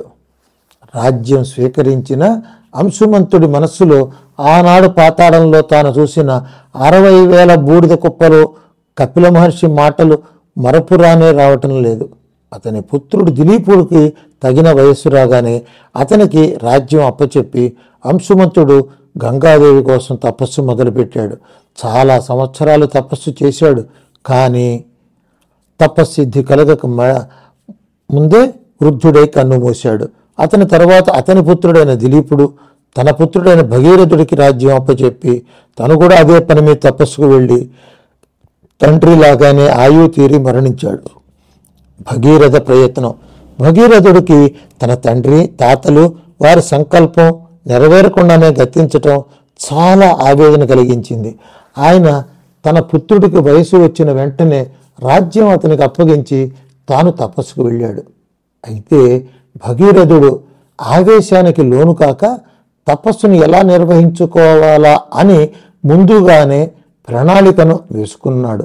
ఆ ప్రణాళిక ప్రకారం ఆయన ముందుగా బ్రహ్మదేవుని గురించి తపస్సు చేశాడు. బ్రహ్మ ప్రత్యక్షం కాగానే ఇలా కోరాడు, దేవదేవా, మా ముత్తాతలను పాతాళ లోకం నుంచి ఉత్తమ లోకాలకు చేర్చటం కోసం మా నాన్న మా తాత తపస్సు చేశారు. కానీ ఆయుర్దాయం చాలకపోవటం వల్ల ఆ పని సాగకుండానే శరీరం వదిలారు. నా తండ్రి తాతలు ఏది సంకల్పించారో ఆ సత్కార్యాన్ని పూర్తి చేయటమే నా ధర్మం. నాకు అంతకన్నా వేరే పని లేదు. దానికోసం ఎన్ని యుగాలైనా తపస్సు చేస్తాను. నాకు విసుగు లేదు. నిన్ను కోరేది ఒక్కటే, ఈ లక్ష్యసిద్ధి కోసం నేను చేసే తపస్సు పూర్తయ్యేదాకా నాకు ఆయుర్దాయం ప్రసాదించు. బ్రహ్మదేవుడు లోపల సంతోషపడుతున్నాడు. వామనావతారం నాడు తాను విష్ణువు కలిసి చేసిన పనికి మళ్ళీ ఇన్నాళ్ళకి కదలిక వస్తోంది. శ్రీహరి కపిల రూపంలో సగరపుత్రులను భస్మీకరించడం ద్వారా ఒక ముందడుగు వేసినట్లే అయింది. ఆనాడు గంగ గర్వించగా శివుడు శపించగా శివుడు కూడా కొంచెం కదిలినట్లే అయింది. కానీ ఆ తరువాత కథ మళ్ళీ బిగిసిపోయింది. ఇప్పుడు ఈ భగీరథుడు ద్వారా ఆ కథ మళ్ళీ కదలబోతున్నందుకు బ్రహ్మ లోపల సంతోషిస్తూ, భగీరథ, నీ ప్రయత్నం అద్భుతమైనది. ముత్తాతల కోసం నువ్వింత ఆరాటపడుతున్నావు. నువ్వు కోరినట్లుగానే నీకు దీర్ఘాయువు ప్రసాదిస్తున్నాను.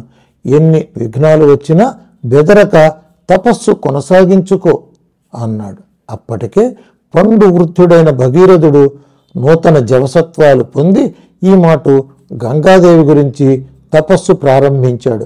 10,000 సంవత్సరాలైంది. ఒక్కసారి కూడా ఆయన మనస్సులో విసుగు పొందలేదు. ఇంకా ఎన్నాళ్ళు చేస్తాం అనుకోలేదు. వేరే పని పెట్టుకోలేదు. ఆ దీక్షకు అసలే నీరైన గంగాదేవి ఇంకా కడిగి నీరై భగీరథుడి ముందు ప్రత్యక్షమైంది. భగీరథుడు ఆనందంతో ఉప్పొంగి స్తోత్రాలు చేసి ఆమె పాదాల మీద ఉరాలాడు. ఇక్కడ ఒక పాట, ఏహి పాహి పునీహి గంగే, ఏహి పాహి పునీహి గంగే, పరమ పావన తరంగే అన్న దీని భావం, నీవు స్వర్గవాసులైన దేవతల సత్వాన్ని వృద్ధి చేసే ప్రవాహానివి. నీవు అమృతం కన్నా గొప్పదైన శుద్ధ చైతన్యానివి. నిత్యము కరుణతో నిండిన దానివి. నీవు బ్రహ్మ కమండల గర్భాన్నే ప్రసూతి గృహంగా చేసుకున్న దానివి. నీవు విష్ణుపాద నిత్యాభిషేకమే దీక్షగా గలదానివి. నీవు బ్రహ్మ విష్ణువుల శక్తులతో నిండిన తేజస్సు గల దానివి. నీవు సనాతనమైన భవ్యమైన సచిదానందధారలను ఇచ్చేదానివి. గంగాదేవి ప్రసన్నురాలై వరం కోరుకోమంది. భగీరథుడు ఇలా కోరాడు, గంగమ్మ తల్లి, నా తండ్రి కోరిక ఇదే, నా తాత కోరిక ఇదే. నా ముత్తాతలను ఉద్ధరించు. నాపై కరుణతో నువ్వు స్వర్గలోకం నుంచి దిగి పాతాళ లోకానికి తరలిరా. వారు తరించడం కన్నా నాకు వేరే కోరిక లేదు. గంగాదేవి ఆలోచనలో పడిపోయింది. తానేమో స్వర్గలోకంలో సూక్ష్మ జల రూపంలో ఉంది. అలాంటి సూక్ష్మ పంచభూతాలకు ఈ భూలోకంలో ప్రవేశం ఉండదు. ఒకవేళ తను ప్రవేశించిన ఈ జీవులెవరూ తనను గుర్తుపట్టలేరు. భూలోకం దాటి కిందకి వెళితే గాని పాతాళ లోకం రాదు. సూక్ష్మ జల రూపంలో ఉన్న తన ప్రవాహాన్ని స్థూల జల రూపంగా మార్చాలంటే అది శివుడి వల్లే కావాలి. శివుడి వల్ల కావలసిన పనిని తాను వరంగా ఇచ్చేస్తే శివుడు ఊరుకుంటాడా? ఇప్పటికే శివుడికి తాను గర్విష్ఠిది అని తన మీద కోపంగా ఉంది. తనలో ఇప్పటికే బ్రహ్మ విష్ణువుల అంశాలు చేరాయి. శివుడి అంశ కూడా చేరితే తనకి స్థూల జలరూపం వచ్చేస్తుంది. స్థూల జలరూపం రావటం వల్ల తన పవిత్రతా శక్తి కొంత తగ్గుతుంది. దాన్ని భర్తీ చేయాలంటే ఆ పని మళ్ళీ శివుడి యొక్క కరుణాశక్తి వల్ల మాత్రమే జరుగుతుంది. కనుక తను స్వర్గం నుంచి భూమికి పాతాళానికి దిగే కార్యక్రమం శివుడి ఆజ్ఞగా జరిగితే తరువాత బాధ్యతలన్నీ శివుడి మీదే పడతాయి. కానీ ఇన్ని వివరాలు భగీరథుడికి చెప్పకూడదు. గంగాదేవి ఇలా ఆలోచించి పైకి మాత్రం గర్వంగా ముఖం పెట్టి ఇలా అంది, భగీరథ, నువ్వు రమ్మన్నావు, నేను వస్తాను. కానీ కొన్ని ప్రకృతి రహస్యాలను నువ్వు మరచిపోతున్నావు. చిన్న మట్టి గడ్డైనా బాగా ఎత్తు నుంచి కింద ఎవరినెత్తినైనా పడితే ఆ వేగానికి వాడి తలకాయ పగిలిపోతుంది. వేగానికి ఉన్న శక్తి అలాంటిది. ఇలాంటి పరిస్థితిలో నేను స్వర్గం నుంచి భూమి మీదకి మహాప్రవాహ స్వరూపంలో దూకేస్తే నా వేగానికి ఈ భూమి మొత్తమే కొట్టుకుపోతుంది. ఇక మళ్ళీ నా ప్రవాహం ఆకాశం పాలే అవుతుంది. ఎవడయ్యా నా వేగాన్ని తట్టుకోగల మునగాడు? అది ఆలోచించుకుని అడుగు. భగీరథుడికి కళ్ళల్లో నీళ్లు తిరిగాయి. ఆయన ఇలా అన్నాడు, తల్లి, మా తాత, తండ్రి, నేను ముగ్గురం చేసిన తపస్సుకు ఫలితంగా ఇవాళ నీ దర్శనం పొందగలిగాను. వరం కోరుకోమన్నావు, కోరుకున్నాను. ఆ వరం సిద్ధించే ఉపాయం కూడా నువ్వే చెప్పాలి తల్లి అన్నాడు. సంహారం అంటే ఏమిటి? గంగాదేవి మెల్లగా నవ్వి ఏదో చెప్పబోయి ముందు శివకీర్తన చేసింది. సంహార లీలా జయతి హర హర సంహార లీలా జయతి అని. దీని భావం హరణశీలియగు హరుని సంహార లీల జయిస్తోంది. మాయా వేగం వల్ల చాలా దూరం పోయి దిక్కులలో చెల్లా చెదరైన తన సొంత జీవులను ప్రేమతో తన దగ్గరకు తెచ్చుకునేదే. వారికి తన విద్యను బహుమతిగా ఇచ్చేది. అయిన ఔదార్యము గాంభీర్యము గల అనురాగంతో నిండినది తన భార్య జుట్టును సరిచేసి ముడివేయటంతో దీని సంస్కృతంలో వేణీ సంహారం అంటారు. సమానమైనది తన సాన్నిధ్య ప్రభావం వల్ల ఆత్మ బ్రహ్మైక్యాన్ని బోధించే విద్యను వృద్ధి చేసేది. అయిన ఆ విద్యా ప్రకాశం వల్ల ఆత్మైక్య సిద్ధిని పొందిన వారిని శివునిలో విలీనం చేసేది. ఈ రకమైన లయోత్సవాన్ని విస్తరింపజేసేది. ఆ సచ్చిదానందాన్ని వితరణ చేసేది. అయినా అలా శివకీర్తన చేసిన గంగ తన పాటనే మాటగా మార్చి ఇలా చెప్పసాగింది. ఉన్న పరిస్థితి చెప్పానయ్యా, అయినా భయపడకు. ఈ ముల్లోకాలలోనూ నా వేగాన్ని భరించగలవాడు శివుడు ఒక్కడే. ఆయనకు ఆ శక్తి కరుణాబలం వల్లనే వచ్చింది. శివుడి పని సంహారమే అని, అది ప్రళయమే అని కొందరు అజ్ఞానులు అనుకుంటూ ఉంటారు. వాళ్ళ దృష్టిలో సంహారం అంటే గొంతులు కొయ్యటం, ప్రళయం అంటే బూడిద చెయ్యటం. ఇది ఉత్త తెలివి తక్కువ ఊహ. సంస్కృతంలో సంహారం అనే పదానికి ఒక చోటుకు పోగు చేయటం అనే అర్థం కూడా ఉంది. ఇల్లాలు జుట్టు విరబోసుకుంటే అది ఆ ఇంటికి అమంగళం. అందువల్ల ఆమె భర్త ఆమెను అనునయించి ఆమెకు వేణి సంహారం చేయాలని ధర్మశాస్త్రం చెబుతోంది. ఇక్కడ వేణి సంహారం అంటే ఆమెకు గుండు గొరగటం కాదు, చల్లా చెదరైన జుట్టుకు చక్కగా నూనె రాసి దువ్వి అందంగా ముడివేయటం పేరే సంహారం. శివుడు చేసేది కూడా ఇటువంటి సంహారమే. సంసార సాగర తరంగాల ధాటికి చల్లా చెదరైపోతున్న జీవులను ఆయన నిండు ప్రేమతో తన దగ్గరకు చేర్చుకుని తన పరివారంలో అట్టిపెట్టుకోవాలని ఆరాటపడుతూ ఉంటాడు. అందుకే ఆయనను సంహర్త అని పిలిచారు. ఇలాంటి సంహారం చేసేవాడు సంహర్త. అలా తన దగ్గరకు చేరిన జీవులు ఎల్లకాలం తన దగ్గర సేవకులుగానే ఉండిపోవాలని శివుడు కోరుకోడు. వాళ్ళు జ్ఞాన సంపన్నులై తత్వదర్శనులై తనలో లీనమైపోవాలని ఆయన కోరుకుంటూ ఉంటాడు. అందుకే వారికి జ్ఞానం అందించే ప్రయత్నం నిరంతరం చేస్తూ ఉంటాడు. లీనం అవటమన్నా, లయ అన్నా, ప్రళయమన్నా ఒక్కటే అర్థం. ఇలా జగత్తులోని జీవులందరినీ ఏదో ఒక సులభ మార్గంతో తనలో లయింప చేసుకోవాలనే తపన పరమేశ్వరుడైన శివునికి ఒక్కడికే ఉంది. ఆ తపన వల్లే ఎప్పుడు ఏ జీవి శరీరాన్ని వదిలిపెట్టినా వీడు తన దగ్గరకు వస్తాడేమో అనే ఆశతో ఆయన శ్మశానాల వెంట పరుగెత్తుతూ ఉంటాడు. ఈ రహస్యం తెలియక కొందరు ఆయన్ను శ్మశానవాసి అని నిందిస్తూ ఉంటారు. ఏ మహాత్ముడి నామస్మరణ చేస్తే కుంభీపాక నరకంలో ఉన్న ఘోర పాపులు కూడా తక్షణమే పవిత్రులై దివ్య శరీరాలను ధరించగలుగుతారో ఆ మహనీయుడికి ఈ మానవ లోకపు శ్మశానాలు అపవిత్రతను ఆపాదించగలవా? వెర్రి ప్రేమతో రారండయ్యా అని అరుస్తూ శ్మశానాలలో పరుగుతీస్తున్న ఆ స్వామి స్వరూపాన్ని ఒక్కసారి మనస్సులో ఊహిస్తే చాలు పంచమహాపాతకాలు కూడా ఎగిరిపోతాయి. అలాంటి కరుణే శివుడు, అలాంటి ప్రేమే శివుడు, అలాంటి వాత్సల్యమే శివుడు. నువ్వు ఆయన కోసం తపస్సు చేయి. గంగను భూమికి తెచ్చే మార్గం సుగమం చేయమని ప్రార్థించు. దేవగంగ మానవ లోకానికి దిగి వస్తే ఈ మధ్యమ లోకంలోని కోటాను కోట్ల జీవులు పవిత్రులై నీలో లయిస్తారు తండ్రి అని ప్రార్థించు. అంతేగాక సురగంగ మానవ గంగయ్య ఎక్కడి నుంచి పాతాళానికి కూడా ప్రవహించి నీ ముత్తాతలతో పాటు ఎందరో దీర్ఘకాల నరకయాతనా బాధితులకు విముక్తి కలుగుతుంది. తండ్రి, వారిని పోగేసి నీలో పెట్టుకో, నీ కొలువులో పెట్టుకో అని దీనంగా ప్రార్థించు. మంచు కొండ మీద నివసించే ఆ తండ్రి మంచు కన్నా చల్లనివాడు, వెన్నెల కన్నా తెల్లనివాడు, గుండె గుల్లైనవాడు. నీ వల్ల ఇంతమందికి ఉపకారం జరుగుతుందయ్యా అంటే గుండె కోసి నీ చేతిలో పెడతాడు.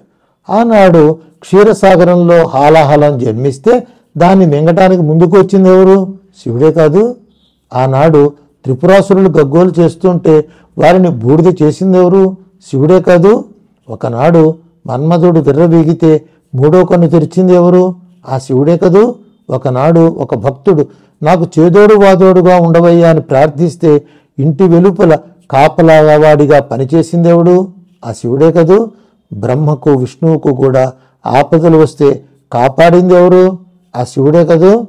లోకంలో ఉన్న మంచి వస్తువులన్నీ విష్ణువుకి ఇచ్చి, పరువు గల పనులన్నీ బ్రహ్మకిచ్చి, లోకంలో పదవులన్నీ ఆయా దేవతలకు పంచి ఇచ్చి, తాను భిక్షకుడై వారి ఇళ్ల ముందరే భిక్షమెత్తుకునే త్యాగశీలి ఎవరు? ఆ శివుడు ఒక్కడే కదూ. ఎవ్వరికీ పనికిరాని అగ్నిని నొసటి మీద, విషాన్ని గొంతులోను, పాములను ఒంటి నిండా ధరించి తల మీద చంద్రుడి ద్వారా లోకాలన్నింటికీ చల్లని కిరణాలను ప్రసరింపజేసేదెవరు? ఆ శివుడే కదూ.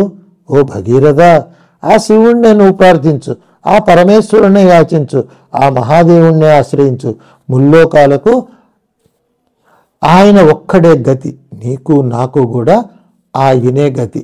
ఇలా చెప్పి గంగాదేవి అంతర్ధానమైపోయింది. భగీరథుడు రవ్వంత కూడా నిరుత్సాహపడలేదు. శివుని గురించి తపస్సు ప్రారంభించాడు. గంగ దూకుడు. ఈ మాట శివుడికి ఉక్రోషం వచ్చింది. తన ప్రవాహ వేగానికి తోడు ఈ గర్వం ఒకట, దాన్ని తట్టుకునేందుకు మొనగాడు కావాలా? సరే, అవన్నీ నీకెందుకులే, రమ్మను. ఎంత వేగంగా వస్తుందో రమ్మను అన్నాడు శివుడు. భోళా మనిషి అని, మెత్తని మనిషి అనుకున్న శివుడు ఇలా పంతాలు పరికేసరికి భగీరథుడికి ఒళ్ళు గడగడలాడింది. అయినా శివుడి దగ్గర ఏం మాట్లాడితే ఏం తప్పో అని నోరు మూసుకుని ఊరుకున్నాడు. ఎలా మాట్లాడితే ఏమి, కోరిన వరానికి ఒప్పుకున్నాడు కదా అని సంతోషపడుతూ భగీరథుడు గంగాదేవిని ప్రార్థన చేశాడు. గంగే గంగే కురు జంపాం కల్పిత శివమస్తక కంపాం అనే పాటకి భావం ఏమిటంటే, గంగా గంగా ఒక్క దూకు దూకు, శివుని శిరస్సుకు కంపం కలిగేలా దూకు.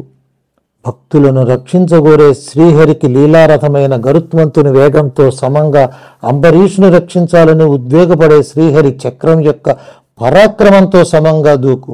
గురువు పిలుపుతో భయపడుతూ పరిగెత్తే శిష్యుడి పరుగుతో సమంగా శ్రీ గురు కరుణ వల్ల పరిశుద్ధమైన అంతరంగంలో కలిగే సచిదానంద స్ఫూర్తితో సమంగా దూకు. ఈ మాట గంగ ఇందాకటిలాగా పండు ముత్తైదులాగా రాలేదు. నిజంగానే గర్వంగానే దూకుతోంది. ఆ వేగము, ఆ ధాటి, ఆ శక్తి చూసేసరికి భగీరథుడికి ఒక వంక గుండె పొంగిపోతోంది, మరో వంక గుండె జారిపోతోంది. ఇటు శివుడు రెచ్చిపోయి ఉద్ధత తాండవం చేస్తున్నాడు. ఆయన ఉద్ధతంగా ఎగిరి గిర్రును తిరిగినప్పుడల్లా ఆయన జటలన్నీ నల్లని చాందినీగా ఆకాశంలో పరుచుకొని శివుడు చుట్టూ నల్లని చాందిని తెర పరిచినట్లవుతోంది. అలా గిరగిరాలు తిరుగుతూ ఆయన చటుక్కున కూర్చున్నప్పుడు ఆయన జటలు రివ్వున ఆకాశంలోకి పైకి ఎగిరి దూకబోయే గంగ మీదకు విసురుతున్న వలల్లాగా ఉన్నాయి.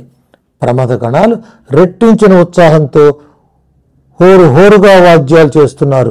స్వామి నాట్య వేగానికి తట్టుకోలేక పార్వతి ప్రక్కకు జరిగి ఒక రాతి పలకపై చతికిలపడి స్వామి నాట్యానికి అభినందనలు పలుకుతోంది. కైలాసం ఇంత ఆర్భాటంగా ఉండగా గంగాదేవి తన శక్తినంతా పుంజుకుని వీలైనంత మహావేగంగా శివుడు తల మీదకు దూకసాగింది. అలా దూకి 10,000 సంవత్సరాలు గడిచింది. గంగ ప్రవాహం వేగం చల్లబడింది. శివుడి జటలు గంగా ప్రవాహం చుట్టూ దట్టమైన రెల్లు పొదల్లాగా అల్లుకుపోయాయి. ముళ్ళు వేసి బిగించినట్లుగా అంటుకుపోయాయి.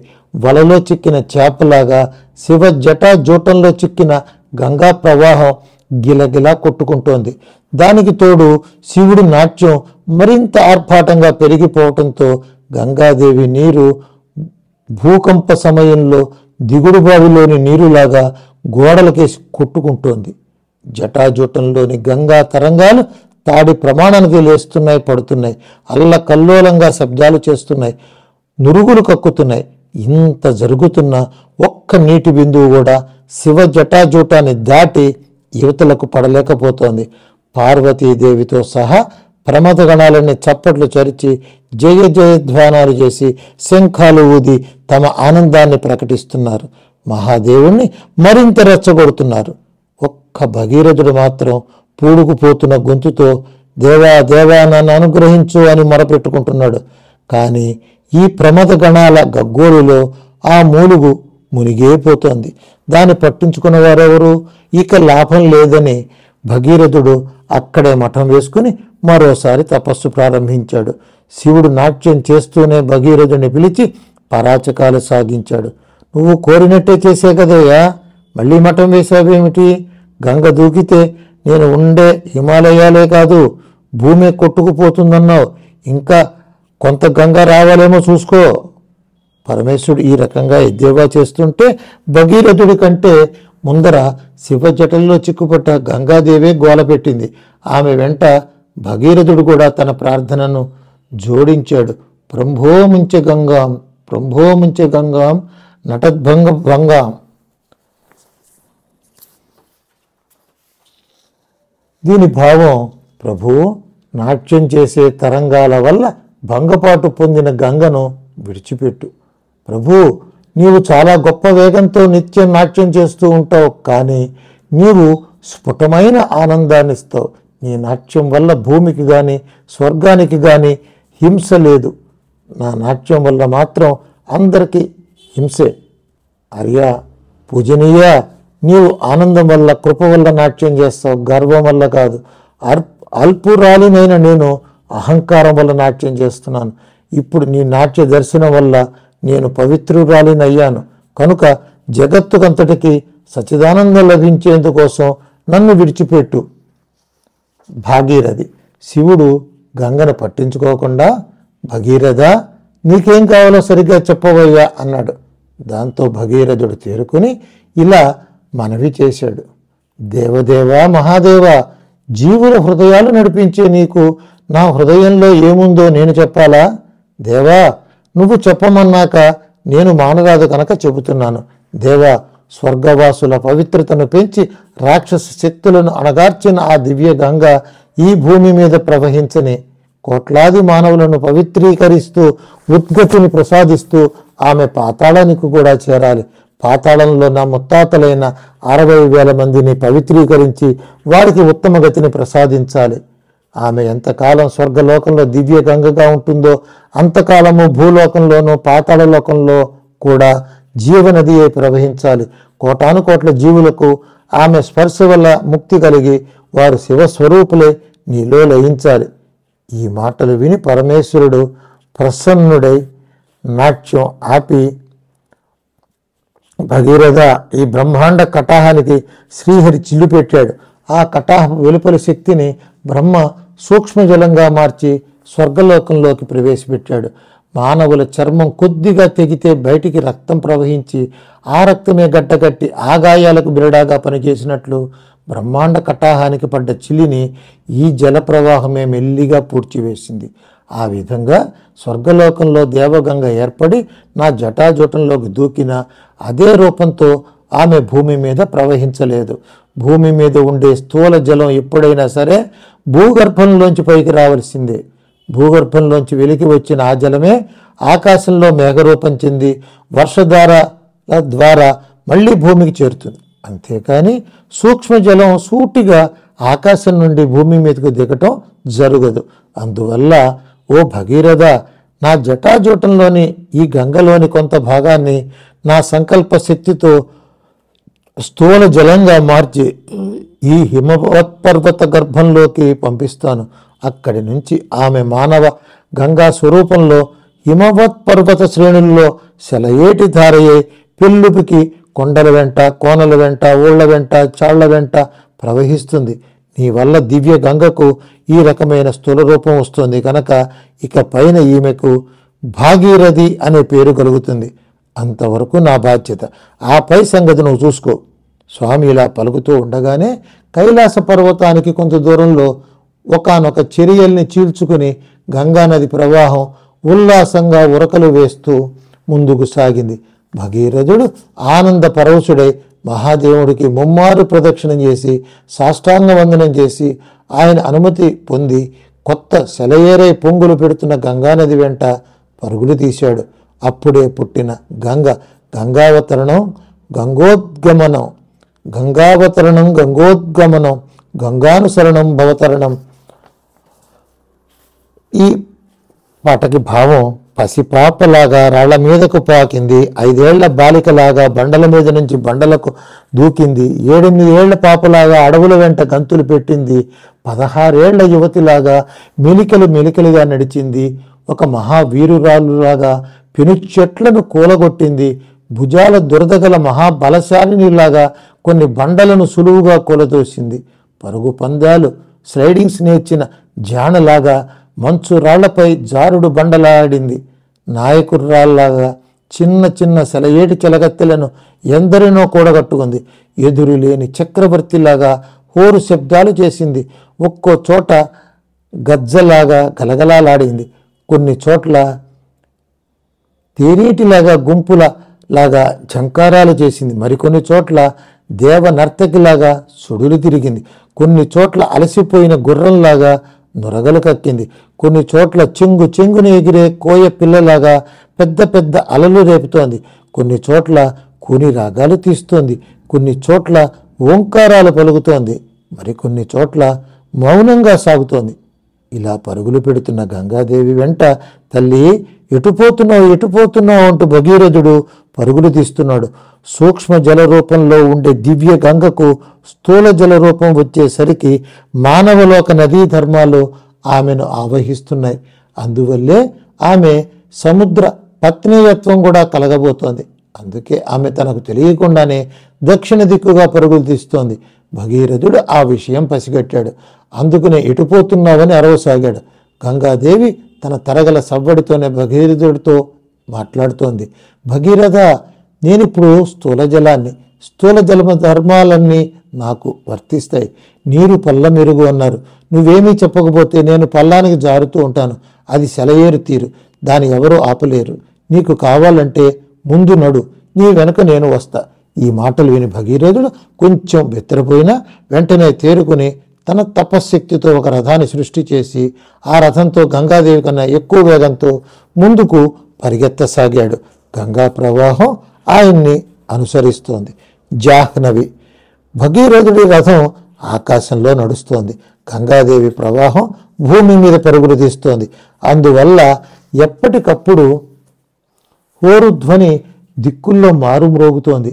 ఆ ధ్వనిని గుర్తుగా పెట్టుకొని భగీరథుడు శరవేగంతో ముందుకు సాగుతున్నాడు.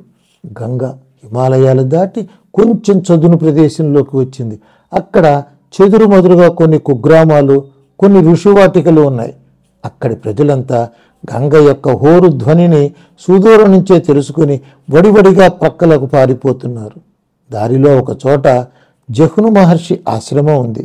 ఆ సమయానికి ఆయన ఒక యజ్ఞం చేస్తున్నాడు కనుక ఆయన అక్కడి నుంచి కదలకూడదు. కాబట్టి హోరు శబ్దం విని కూడా కదలకుండా అలాగే కూర్చున్నాడు.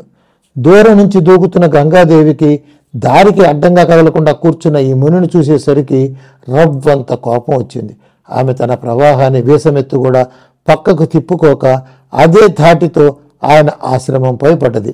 యజ్ఞ వేదికలన్నీ కొట్టుకుపోగా మరింత దూకుడుగా సాగిన గంగ జహ్ను మహర్షిని కూడా ఎగరేసుకుపోవాలి అనే ఆలోచన చేసింది. తీరా దగ్గరకు వచ్చేసరికి ఆ జహ్ను మహర్షి బద్ధకంగా నోరు తెరిచి ఆవలించాడు. అంతే. పైనుంచి దూకుడుగా వస్తున్న గంగా ప్రవాహమంతా జహ్ను మహర్షి నోట్లోకి వెళ్ళిపోతోంది. కొంత ముందుకు వెళ్ళిన భగీరథుడికి ప్రవాహ ధ్వని వినిపించకపోయేసరికి వెనక్కి తిరిగి చూశాడు. అక్కడ జహ్ను మహర్షి గంగను మింగేస్తూ ఉండటం కనిపించింది. భగీరథుడు లబోదిబోమంటూ వెనక్కి పరిగెత్తుకొచ్చి జహ్ను మహర్షి కళ్ళ మీద పడ్డాడు. జహ్ను మహర్షి నిబ్బరంగా కూర్చుని, ఈవిడ నా అగ్ని వేదికలను ముంచేసిందయ్యా, అందుకోసమే ఈవిడిని తాగేస్తున్నాను, నీకే నష్టం, నీ దారి నువ్వు పో అన్నాడు. భగీరథుడు తన కథనంతా చెప్పుకొని, బ్రహ్మర్షి, ఈ గంగ గర్వం వల్ల నీకు రవ్వంత చేటు కలిగిన నువ్వు ఆమెను వదిలిపెడితే కోటాను కోట్ల జీవులకు మేలు కలుగుతుందయ్యా అని బ్రతిమాలాడు. అప్పుడు జహ్ను మహర్షి భగీరథుడి సద్భావానికి కార్యదీక్షకు ప్రసన్నుడై తన కుడి చెవిలోంచి గంగాధారను మెల్లిగా వదిలాడు. అందువల్ల గంగాదేవికి జాహ్నవి అనే పేరు వచ్చింది. అనగా జాహ్నవి జహ్ను పుత్రి, ప్రయాగ. ఆ తరువాత భగీరథుడు గంగాదేవిని హృషికేశ హరద్వారాల మీదుగా ప్రయాగ క్షేత్రానికి తీసుకువెళ్ళాడు. పాతాళ లోకానికి వెళ్ళటానికి సగరపుత్రుడు నిర్మించిన మహాబిలం అక్కడే ఉంది. అక్కడే యమునా సరస్వతులు సంగమిస్తున్నాయి. భగీరథుడు గంగను ఆ పరమ పవిత్ర స్థలానికి తీసుకువచ్చేసరికి గంగాదేవి సుప్రసన్నురాలై యమునా సరస్వతులతో కలిసి ఆ స్థానానికి త్రివేణి సంగమం అనే కీర్తిని తెచ్చిపెట్టింది. అక్కడి నుంచి భగీరథుని యొక్క రథం విలమార్గం ద్వారా పాతాళ లోకం వైపు సాగింది. గంగాదేవి కూడా తన ప్రవాహాన్ని రెండుగా చీల్చుకుని ఒక చీలికను పాతాళ బెలం ద్వారా పాతాళ లోకానికి పంపింది. మరో చీలికను యమునా సరస్వతుల వెంట ముందుకు సాగనిచ్చింది. అటు పాతాళం వైపు సాగిన గంగ సరాసరి సగరపుత్రుల భస్మరాశుల మీదకు ప్రవహించింది. ఎప్పుడైతే గంగాదేవి స్పర్శ కలిగిందో అప్పుడు ఆ 60,000 మంది పాపాలు పటాపంచలే వారంతా తక్షణమే ఊర్ధ్వలోకాలకు ప్రయాణం కట్టారు. పాతాళ లోకంలో ప్రవహించిన గంగ జీవులను విశేషంగా తరింపజేస్తుంది కనుక ఆమెకు అక్కడ వైతరణి నది అనే పేరు వచ్చింది. ఈ విధంగా అయోగ్యులకు స్వర్గలోకం అందరాదు కనుక యమధర్మరాజు గంగాదేవిని ప్రార్థించి ఒక ఏర్పాటు చేశాడు. పాతాళంలో గల వైతరణి నది పాపాత్ములకు చీము నెత్రు గల నదిగా కనిపిస్తుంది. రవ్వంతైన పుణ్యం గల వారికి ఆ నది పవిత్ర గంగా నదిగా దర్శనమిస్తుంది.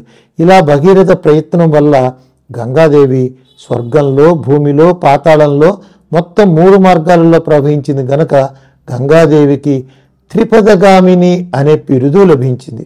అప్పటికి భగీరథుడు కృతకృత్యుడై తాను కూడా గంగా స్నానం చేసి మళ్ళీ తపస్సుకు వెళ్ళాడు. భూలోక గంగ మహిమ. స్వర్గలోకంలోని దివ్య గంగలో బ్రహ్మశక్తి విష్ణుశక్తులు మాత్రమే కలిసి ఉన్నాయని, మానవలోక గంగలో బ్రహ్మ విష్ణు శివశక్తులు 3 కలిసి ఉన్నాయని గ్రహించిన ఋషి, మహర్షి, బ్రహ్మర్షి, దేవర్షి సమూహాలన్నీ ఆ నదిలో పనిగట్టుకుని స్నానాలు చేశాయి. మహాత్ములైన మహర్షులంతా ఆ గంగాజలంతో తమ తమ పితృదేవతలకు తర్పణాలు చేసి వారికి ఉత్తమ గతులు కలిగించారు. శివుడు పరమానంద భరితుడై గంగ ద్వారా ఎక్కడెక్కడ జీవులను తనలోకి సంహారం చేసుకుంటున్నాడు, తన దగ్గరకు చేర్చుకుంటున్నాడు. భగీరథుడు చేసిన ఈ మహాప్రయత్నానికి ఆనందపడ్డ పరమేశ్వరుడు గంగాదేవికి మరిన్ని వరాలు ఇచ్చాడు.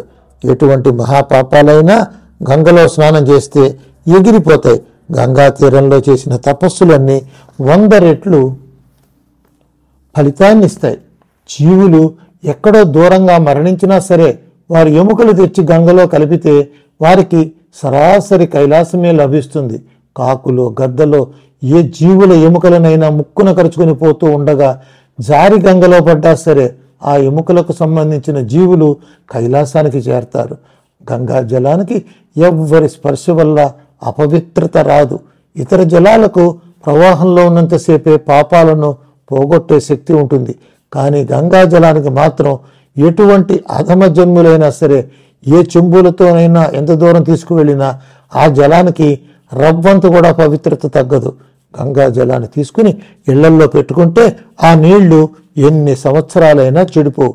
అయితే యమునా సరస్వతులు గంగలో కలవక ముందు శుద్ధ గంగగా ఉన్న గంగా జలానికి మాత్రమే ఈ వరం వర్తిస్తుంది. ఏ రోజుకు ఆ రోజు ఇతర నదీ జలాలు కానీ, తటాక జలాలు కానీ, బావి నీటిని కానీ పెద్ద పెద్ద పాత్రల్లో ఉంచి ఒక బొట్టు గంగా జలంను వాటిలో కలిపితే ఆ పాత్రలోని జలమంతా ఒక రోజు వరకు గంగా జలంతో సమానమవుతుంది. అయితే అపవిత్ర స్పర్శ మొదలైనవి లేకుండా చూసుకోవాలి. ఎన్ని వేల మైళ్ళ దూరంలో ఉన్నా సరే మానవులు గంగానామాన్ని స్మరిస్తూ స్నానం చేస్తే వారికి గంగా స్నాన ఫలం వస్తుంది. అలాగే దేవతలకు అభిషేకాలు చేసేటప్పుడు గంగను స్మరిస్తే అభిషేకం చేసిన ఫలితం వస్తుంది. బ్రహ్మ విష్ణు శివాంశలు మూడు కలిసినప్పుడే సంపూర్ణమైన శుభాలను మానవులు పొందగలుగుతారు. ఈ గంగలో ఆ మూడు అంశాలు పరిపూర్ణంగా కలిసి ఉన్నాయి.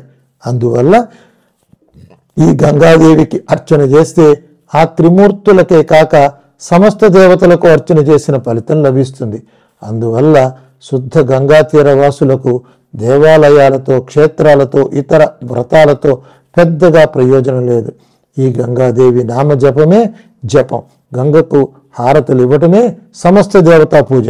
గంగ ఉరవళ్ళుగా పరుగు తీస్తూ ఉంటే ఈ వింత సిద్ధిని చూడటానికి ఎక్కడెక్కడి దేవతా బృందాలు విమానాల మీద పరుగున వచ్చి హిమాలయ ప్రాంతాలలో గుమిగూడుతున్నారు. వారంతా శివుడు అయాచితంగా ఇస్తున్న ఈ వర పరంపరను చూసి సంభ్రమాశ్చర్యాలతో మునిగిపోతున్నారు. వారు కూడా స్థూల దేహాలను ధరించి గంగా జలంలో మళ్ళీ మళ్ళీ స్నానాలు చేస్తున్నారు. రుద్రయాతన. వారిలో కొందరికి శివుడు ఇచ్చిన వరాల వల్ల భూలోకంలో పాపాలు చేసిన వారికి శిక్షలు లేకుండా పోతాయేమోనని తమలో తామే చర్చించుకుంటూ శివుణ్ణి కీర్తించసాగారు. అది మెల్లిగా పరమేశ్వరుని చెవినబడ్డది.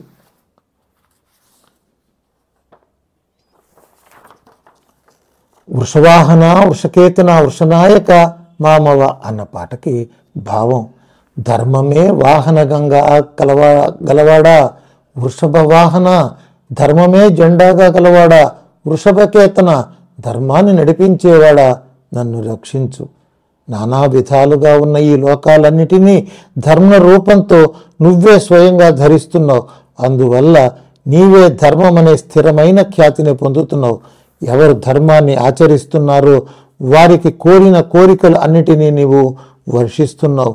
అందుకే నీ వాహనానికే గాక నాకు వృషమని కీర్తి వచ్చింది. ధర్మకర్తవు నువ్వే. ఆ కర్మ ద్వారా పైలోకాలను అందించే ధర్మం అనే మెట్లు నీవే. ధర్మానికి నువ్వే నాయకుడివి. ధర్మమే నీ ఉదరం. మనిషి పోషణకు ఉదరం ముఖ్యమైనట్లు నీకు ధర్మమే ముఖ్యం. ధర్మమే నీ ఇంద్రియాలు. ధర్మానికి రక్ష నీవే.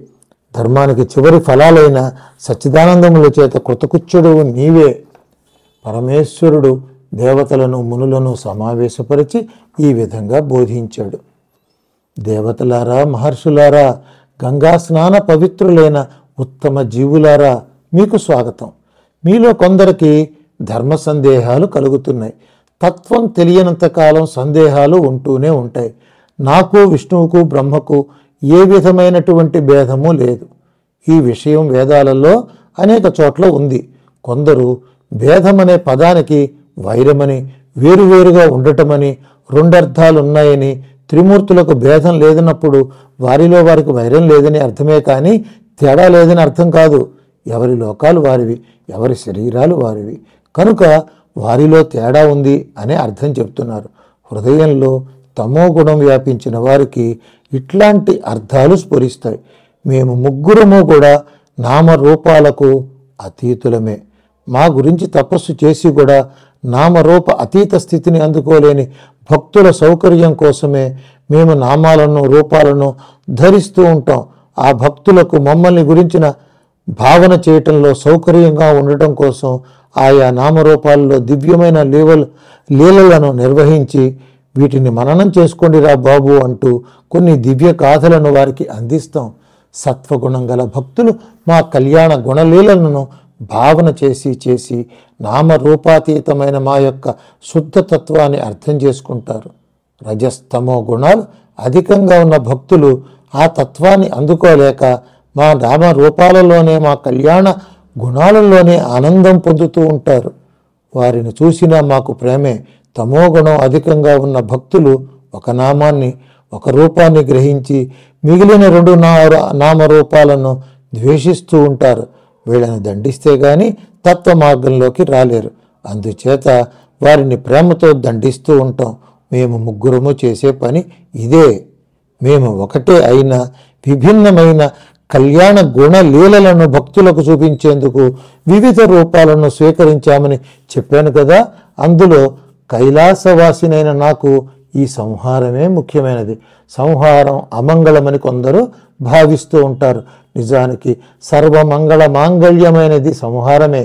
జీవులు వచ్చి నా చుట్టూ చేరటం పేరే సంహారం. జీవులు నాలో ఐక్యం పొందటం పేరే ప్రళయం. ఎవరు ఏ నామాన్ని, ఏ రూపాన్ని భక్తిగా శాస్త్రీయ విధానంలో ఆరాధించినా వారు నన్నే చేరతారు. వారు నాలోనే లయిస్తారు. మేము ముగ్గురం కూడా భక్తులను దగ్గరకు తీసుకునే మార్గం పేరే ధర్మం. ఈ ధర్మం సేతువును, ధర్మ మార్గాన్ని, ఈ ధర్మ వ్యవస్థను మేము ముగ్గురము 1000 కళ్ళతో కాపాడుతూ ఉంటాం. ఇప్పుడు నేను ఇచ్చిన వరాల వల్ల ధర్మభంగం జరుగుతుందేమోనని కొందరు భయపడుతున్నారు. వారి ధర్మశ్రద్ధకు నేను సంతోషిస్తున్నాను. అందుకే తత్వరహస్యాన్ని బోధిస్తున్నాను, వినండి.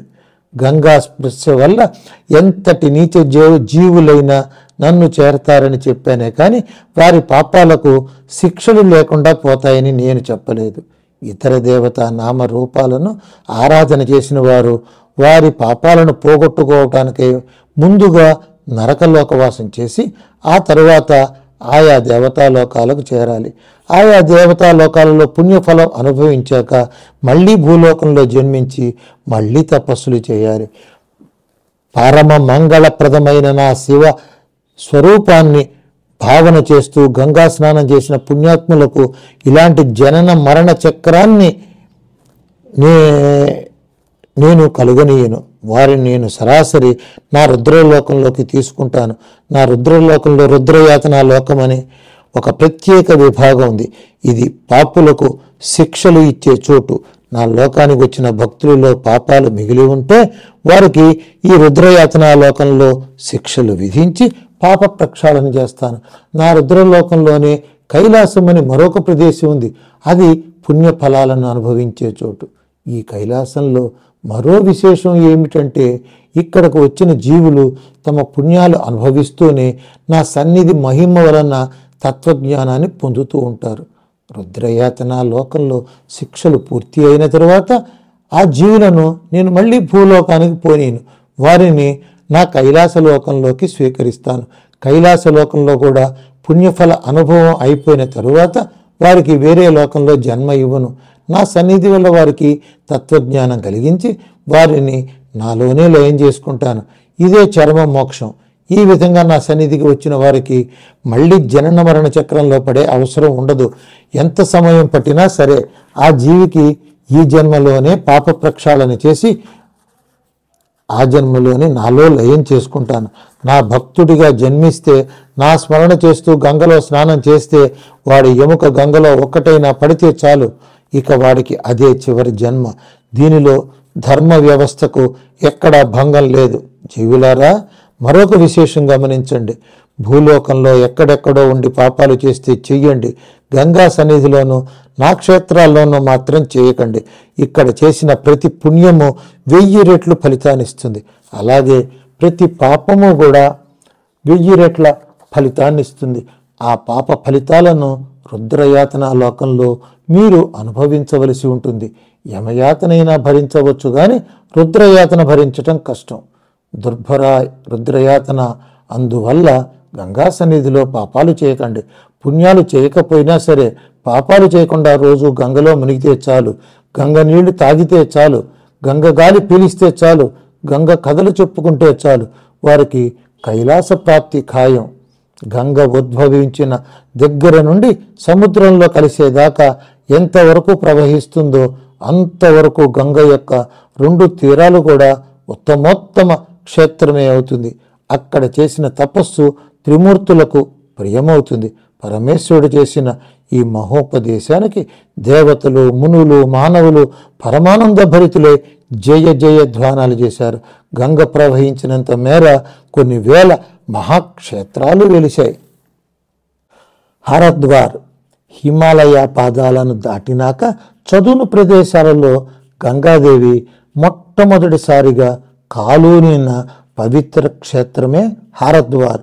ఇక్కడ కాలు పెట్టిన సమయంలో శ్రీహరి స్వయంగా వచ్చి నిలబడి ఆ సన్నివేశాన్ని పరిశీలించాడు. హరి పాదోద్భవ అయిన గంగ మళ్ళీ మరోసారి విష్ణు పాదాల మీద నుంచి ప్రవహించింది. ఇక్కడ గంగను సేవించిన వారు హరిలోకం కావాలంటే హరిలోకం చేరుతారు, హరలోకం కావాలంటే హరలోకం చేరుతారు. అందువల్ల ఈ క్షేత్రానికి హరిద్వారమని హరద్వారమని 2 పేర్లు వచ్చాయి. ఈ 2 పేర్లు గంగ వల్ల వచ్చిన పేర్లు. అంతకు ముందుగా ఈ క్షేత్రం పేరు మాయాపురి. ఇది 7 మోక్షపురాలలో ఒకటి. ఈ 7 అయోధ్య, మధుర, మాయా, కాశీ, కాంచీ, అవంతికాపురి, ద్వారవతి చైవ సప్తైత మోక్షదాయక.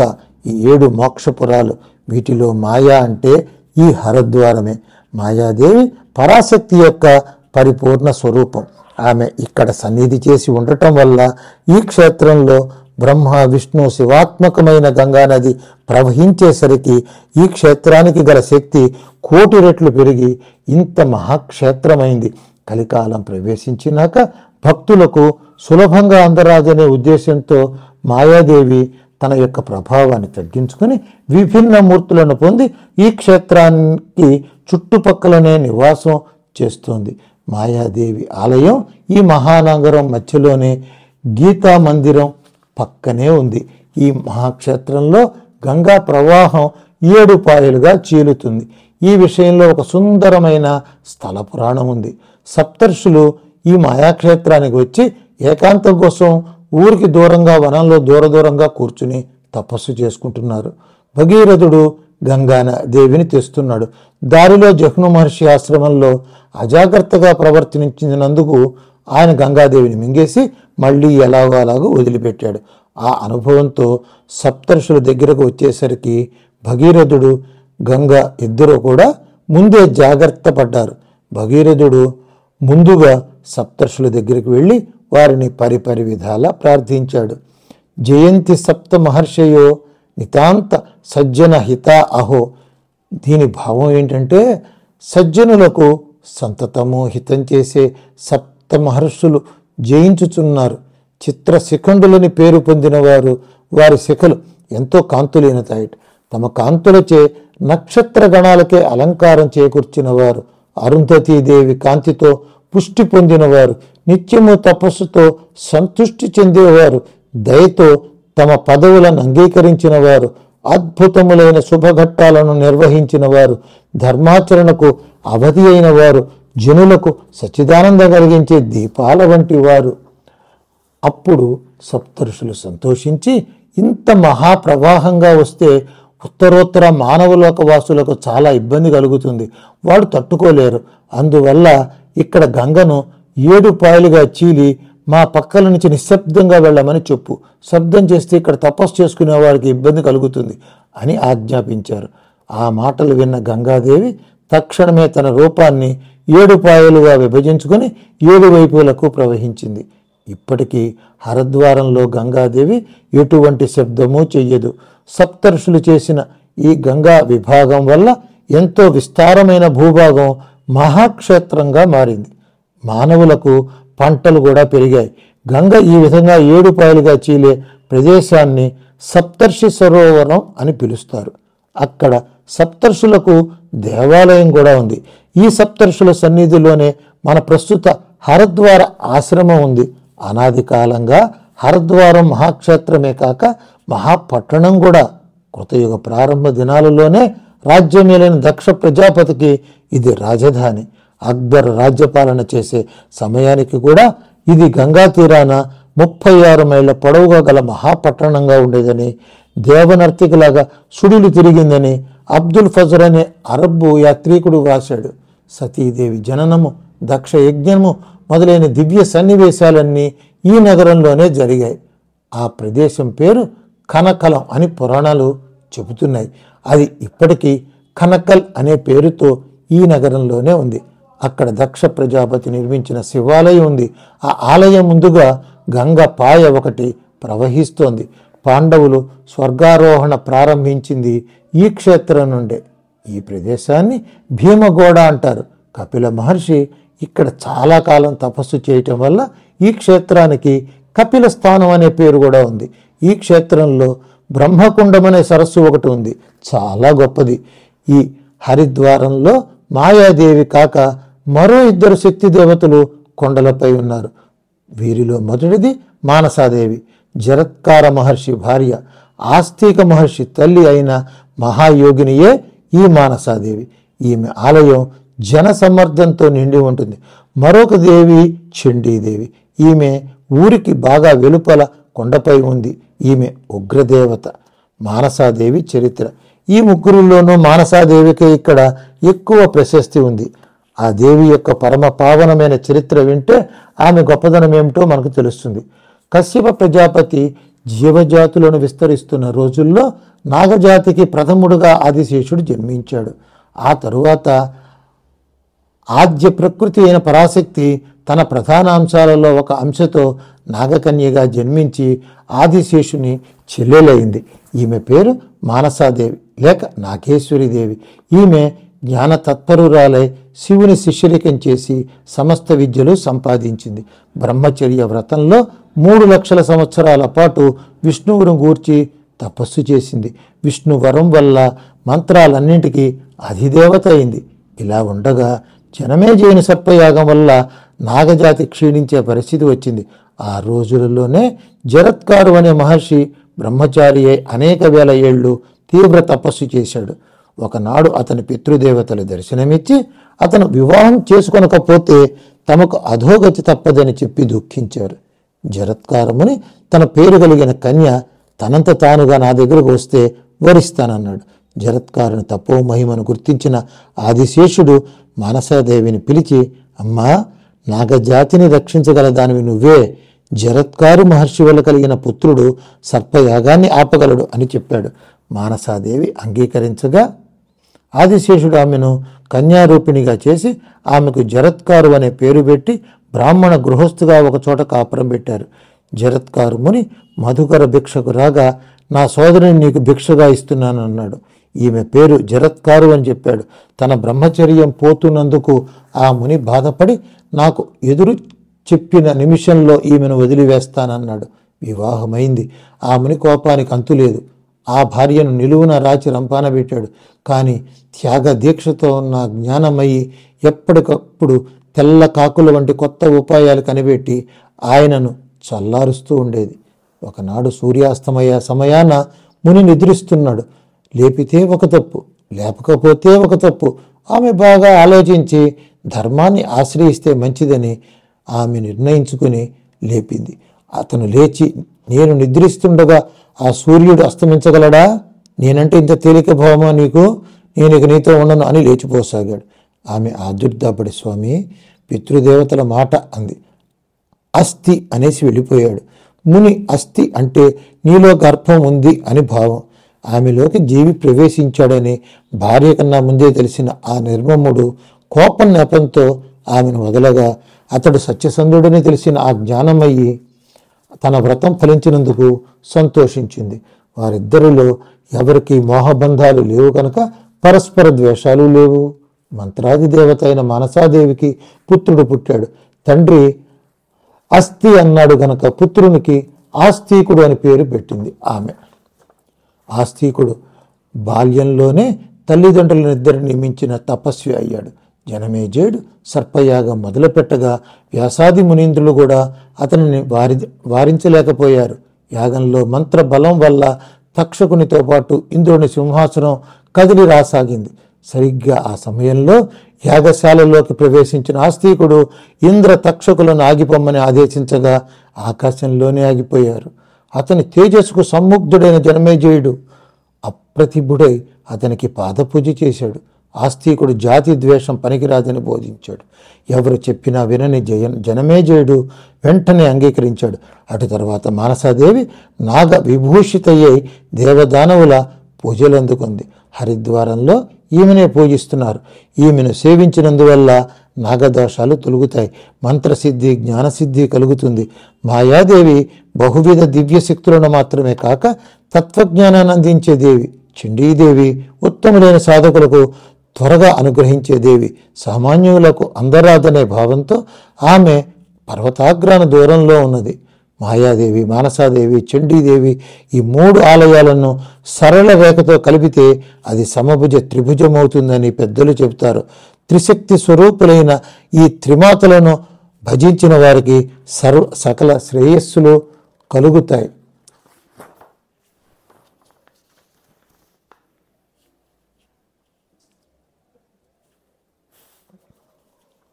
గంగా యమున సరస్వతి మార్గం. గంగా యమునల మధ్య గల ప్రదేశం మిక్కిలి పవిత్రమైనది. ఇక్కడ గల సత్పురుషులను ప్రతిరోజు స్మరించి నమస్కరించాలి. సంధ్యావందనంలో ఆ మంత్రాలు ఉన్నాయి. గంగా మహానది హిమాలయ పర్వతంలో గంగోత్రి అనే ప్రదేశంలో జన్మించింది. గంగోత్రి, హృషికేశు, హరిద్వారు, ప్రయాగ. యమునా నది కురుక్షేత్ర ప్రాంతంలో జన్మించింది. కురుక్షేత్రం, ఢిల్లీ, హస్తినాపురం, మధుర, చిత్రకూటం, ప్రయాగ. సరస్వతీ నది ఉత్తరప్రదేశ్లోని నారాయణ సరస్సులో జన్మించింది. నారాయణ సరస్సు, బిందు సరోవరం, అజ్మీరు. ఇక్కడ ఈ నది కొండరాళ్ల గుట్టల్లోకి ఇంకిపోతుంది. అక్కడి నుంచి అంతర్వాహినిగా ప్రయాణించి ప్రయాగ చేరుతుంది. ప్రయాగలో త్రివేణి సంగమం జరిగే విధానం ఇదే. ఇక్కడి నుంచి 3 నదులు కలిసి ప్రయాగ, కాశీ, పాటలీపుత్రం, పాట్నా, ఇక్కడ గండకీ నది కలుస్తుంది. వైద్యనాథ జ్యోతిర్లింగం ఇక్కడ నుంచి ఒక పాయ, యశోహర అనే క్షేత్రం మీదుగా సాగరంలో మరో పాయ, బెంగాల్లోని నవద్వీపం కలకత్తా పాయలుగా చీలి గంగాసాగర్ వద్ద సాగర సంగమం చేస్తుంది. గంగా మార్గమాశ్రయే తుంగ వైభవం. గంగా మార్గమాశ్రయే తుంగ వైభవం, సాంగధర్మ సిద్ధయే భంగ గౌరవం అన్న గానానికి భావం ఎత్తైన వైభవం గలది, భగం లేని గౌరవం కలది, అలల గొప్పదనాలు గలది అయిన గంగా మార్గాన్ని సాంగమైన ధర్మం సిద్ధించేందుకై ఆశ్రయిస్తున్నాను. ఆ మార్గం బ్రహ్మ మండలంలో పుట్టింది, విష్ణు పాదాలను తాకింది, స్వర్గలోకంలో వ్యాపించింది, ఆకాశంలోకి జారింది, శివుడి జటలలోకి వేళారింది, హిమవత్ పర్వత గర్భంలో నిండిపడి ఆ పర్వత శృంగంలో గల గంగోత్రిలో బయటపడింది. ఇక ఆ మార్గం హృషికేశం నుంచి హరిద్వార నుంచి వెళ్ళి ప్రయాగలో 2గా చీలి భూమికి అతలానికి అంటే పాతాళానికి పోతుంది. ఇక భూమిలో శ్రీ కాశీ విశ్వనాథుని పాదాలు పట్టుకుంటుంది. వైద్యనాథ జ్యోతిర్లింగాన్ని ఆశ్రయిస్తుంది. ఆ పైన ఆ మార్గం 2గా చీలి చాలా క్షేత్రాలకు పోతుంది. ఇక నవద్వీప క్షేత్రం ద్వారా కలకత్తా ద్వారా చాలా వ్యాప్తులతో చీలికలతో సముద్రంలో కలుస్తుంది. ఆ గంగా మార్గం తనను స్మరిస్తే చాలు సచ్చిదానందాన్ని ఇస్తుంది. జై గంగామాత. అందరికీ నమస్కారం. ఈ వీడియో మీకు నచ్చినట్టయితే ఇలాంటి మరిన్ని వీడియోలు చూడాలనుకుంటే మన ఛానల్ని లైక్ చేయండి, సబ్స్క్రైబ్ చేయండి. ధన్యవాదాలు.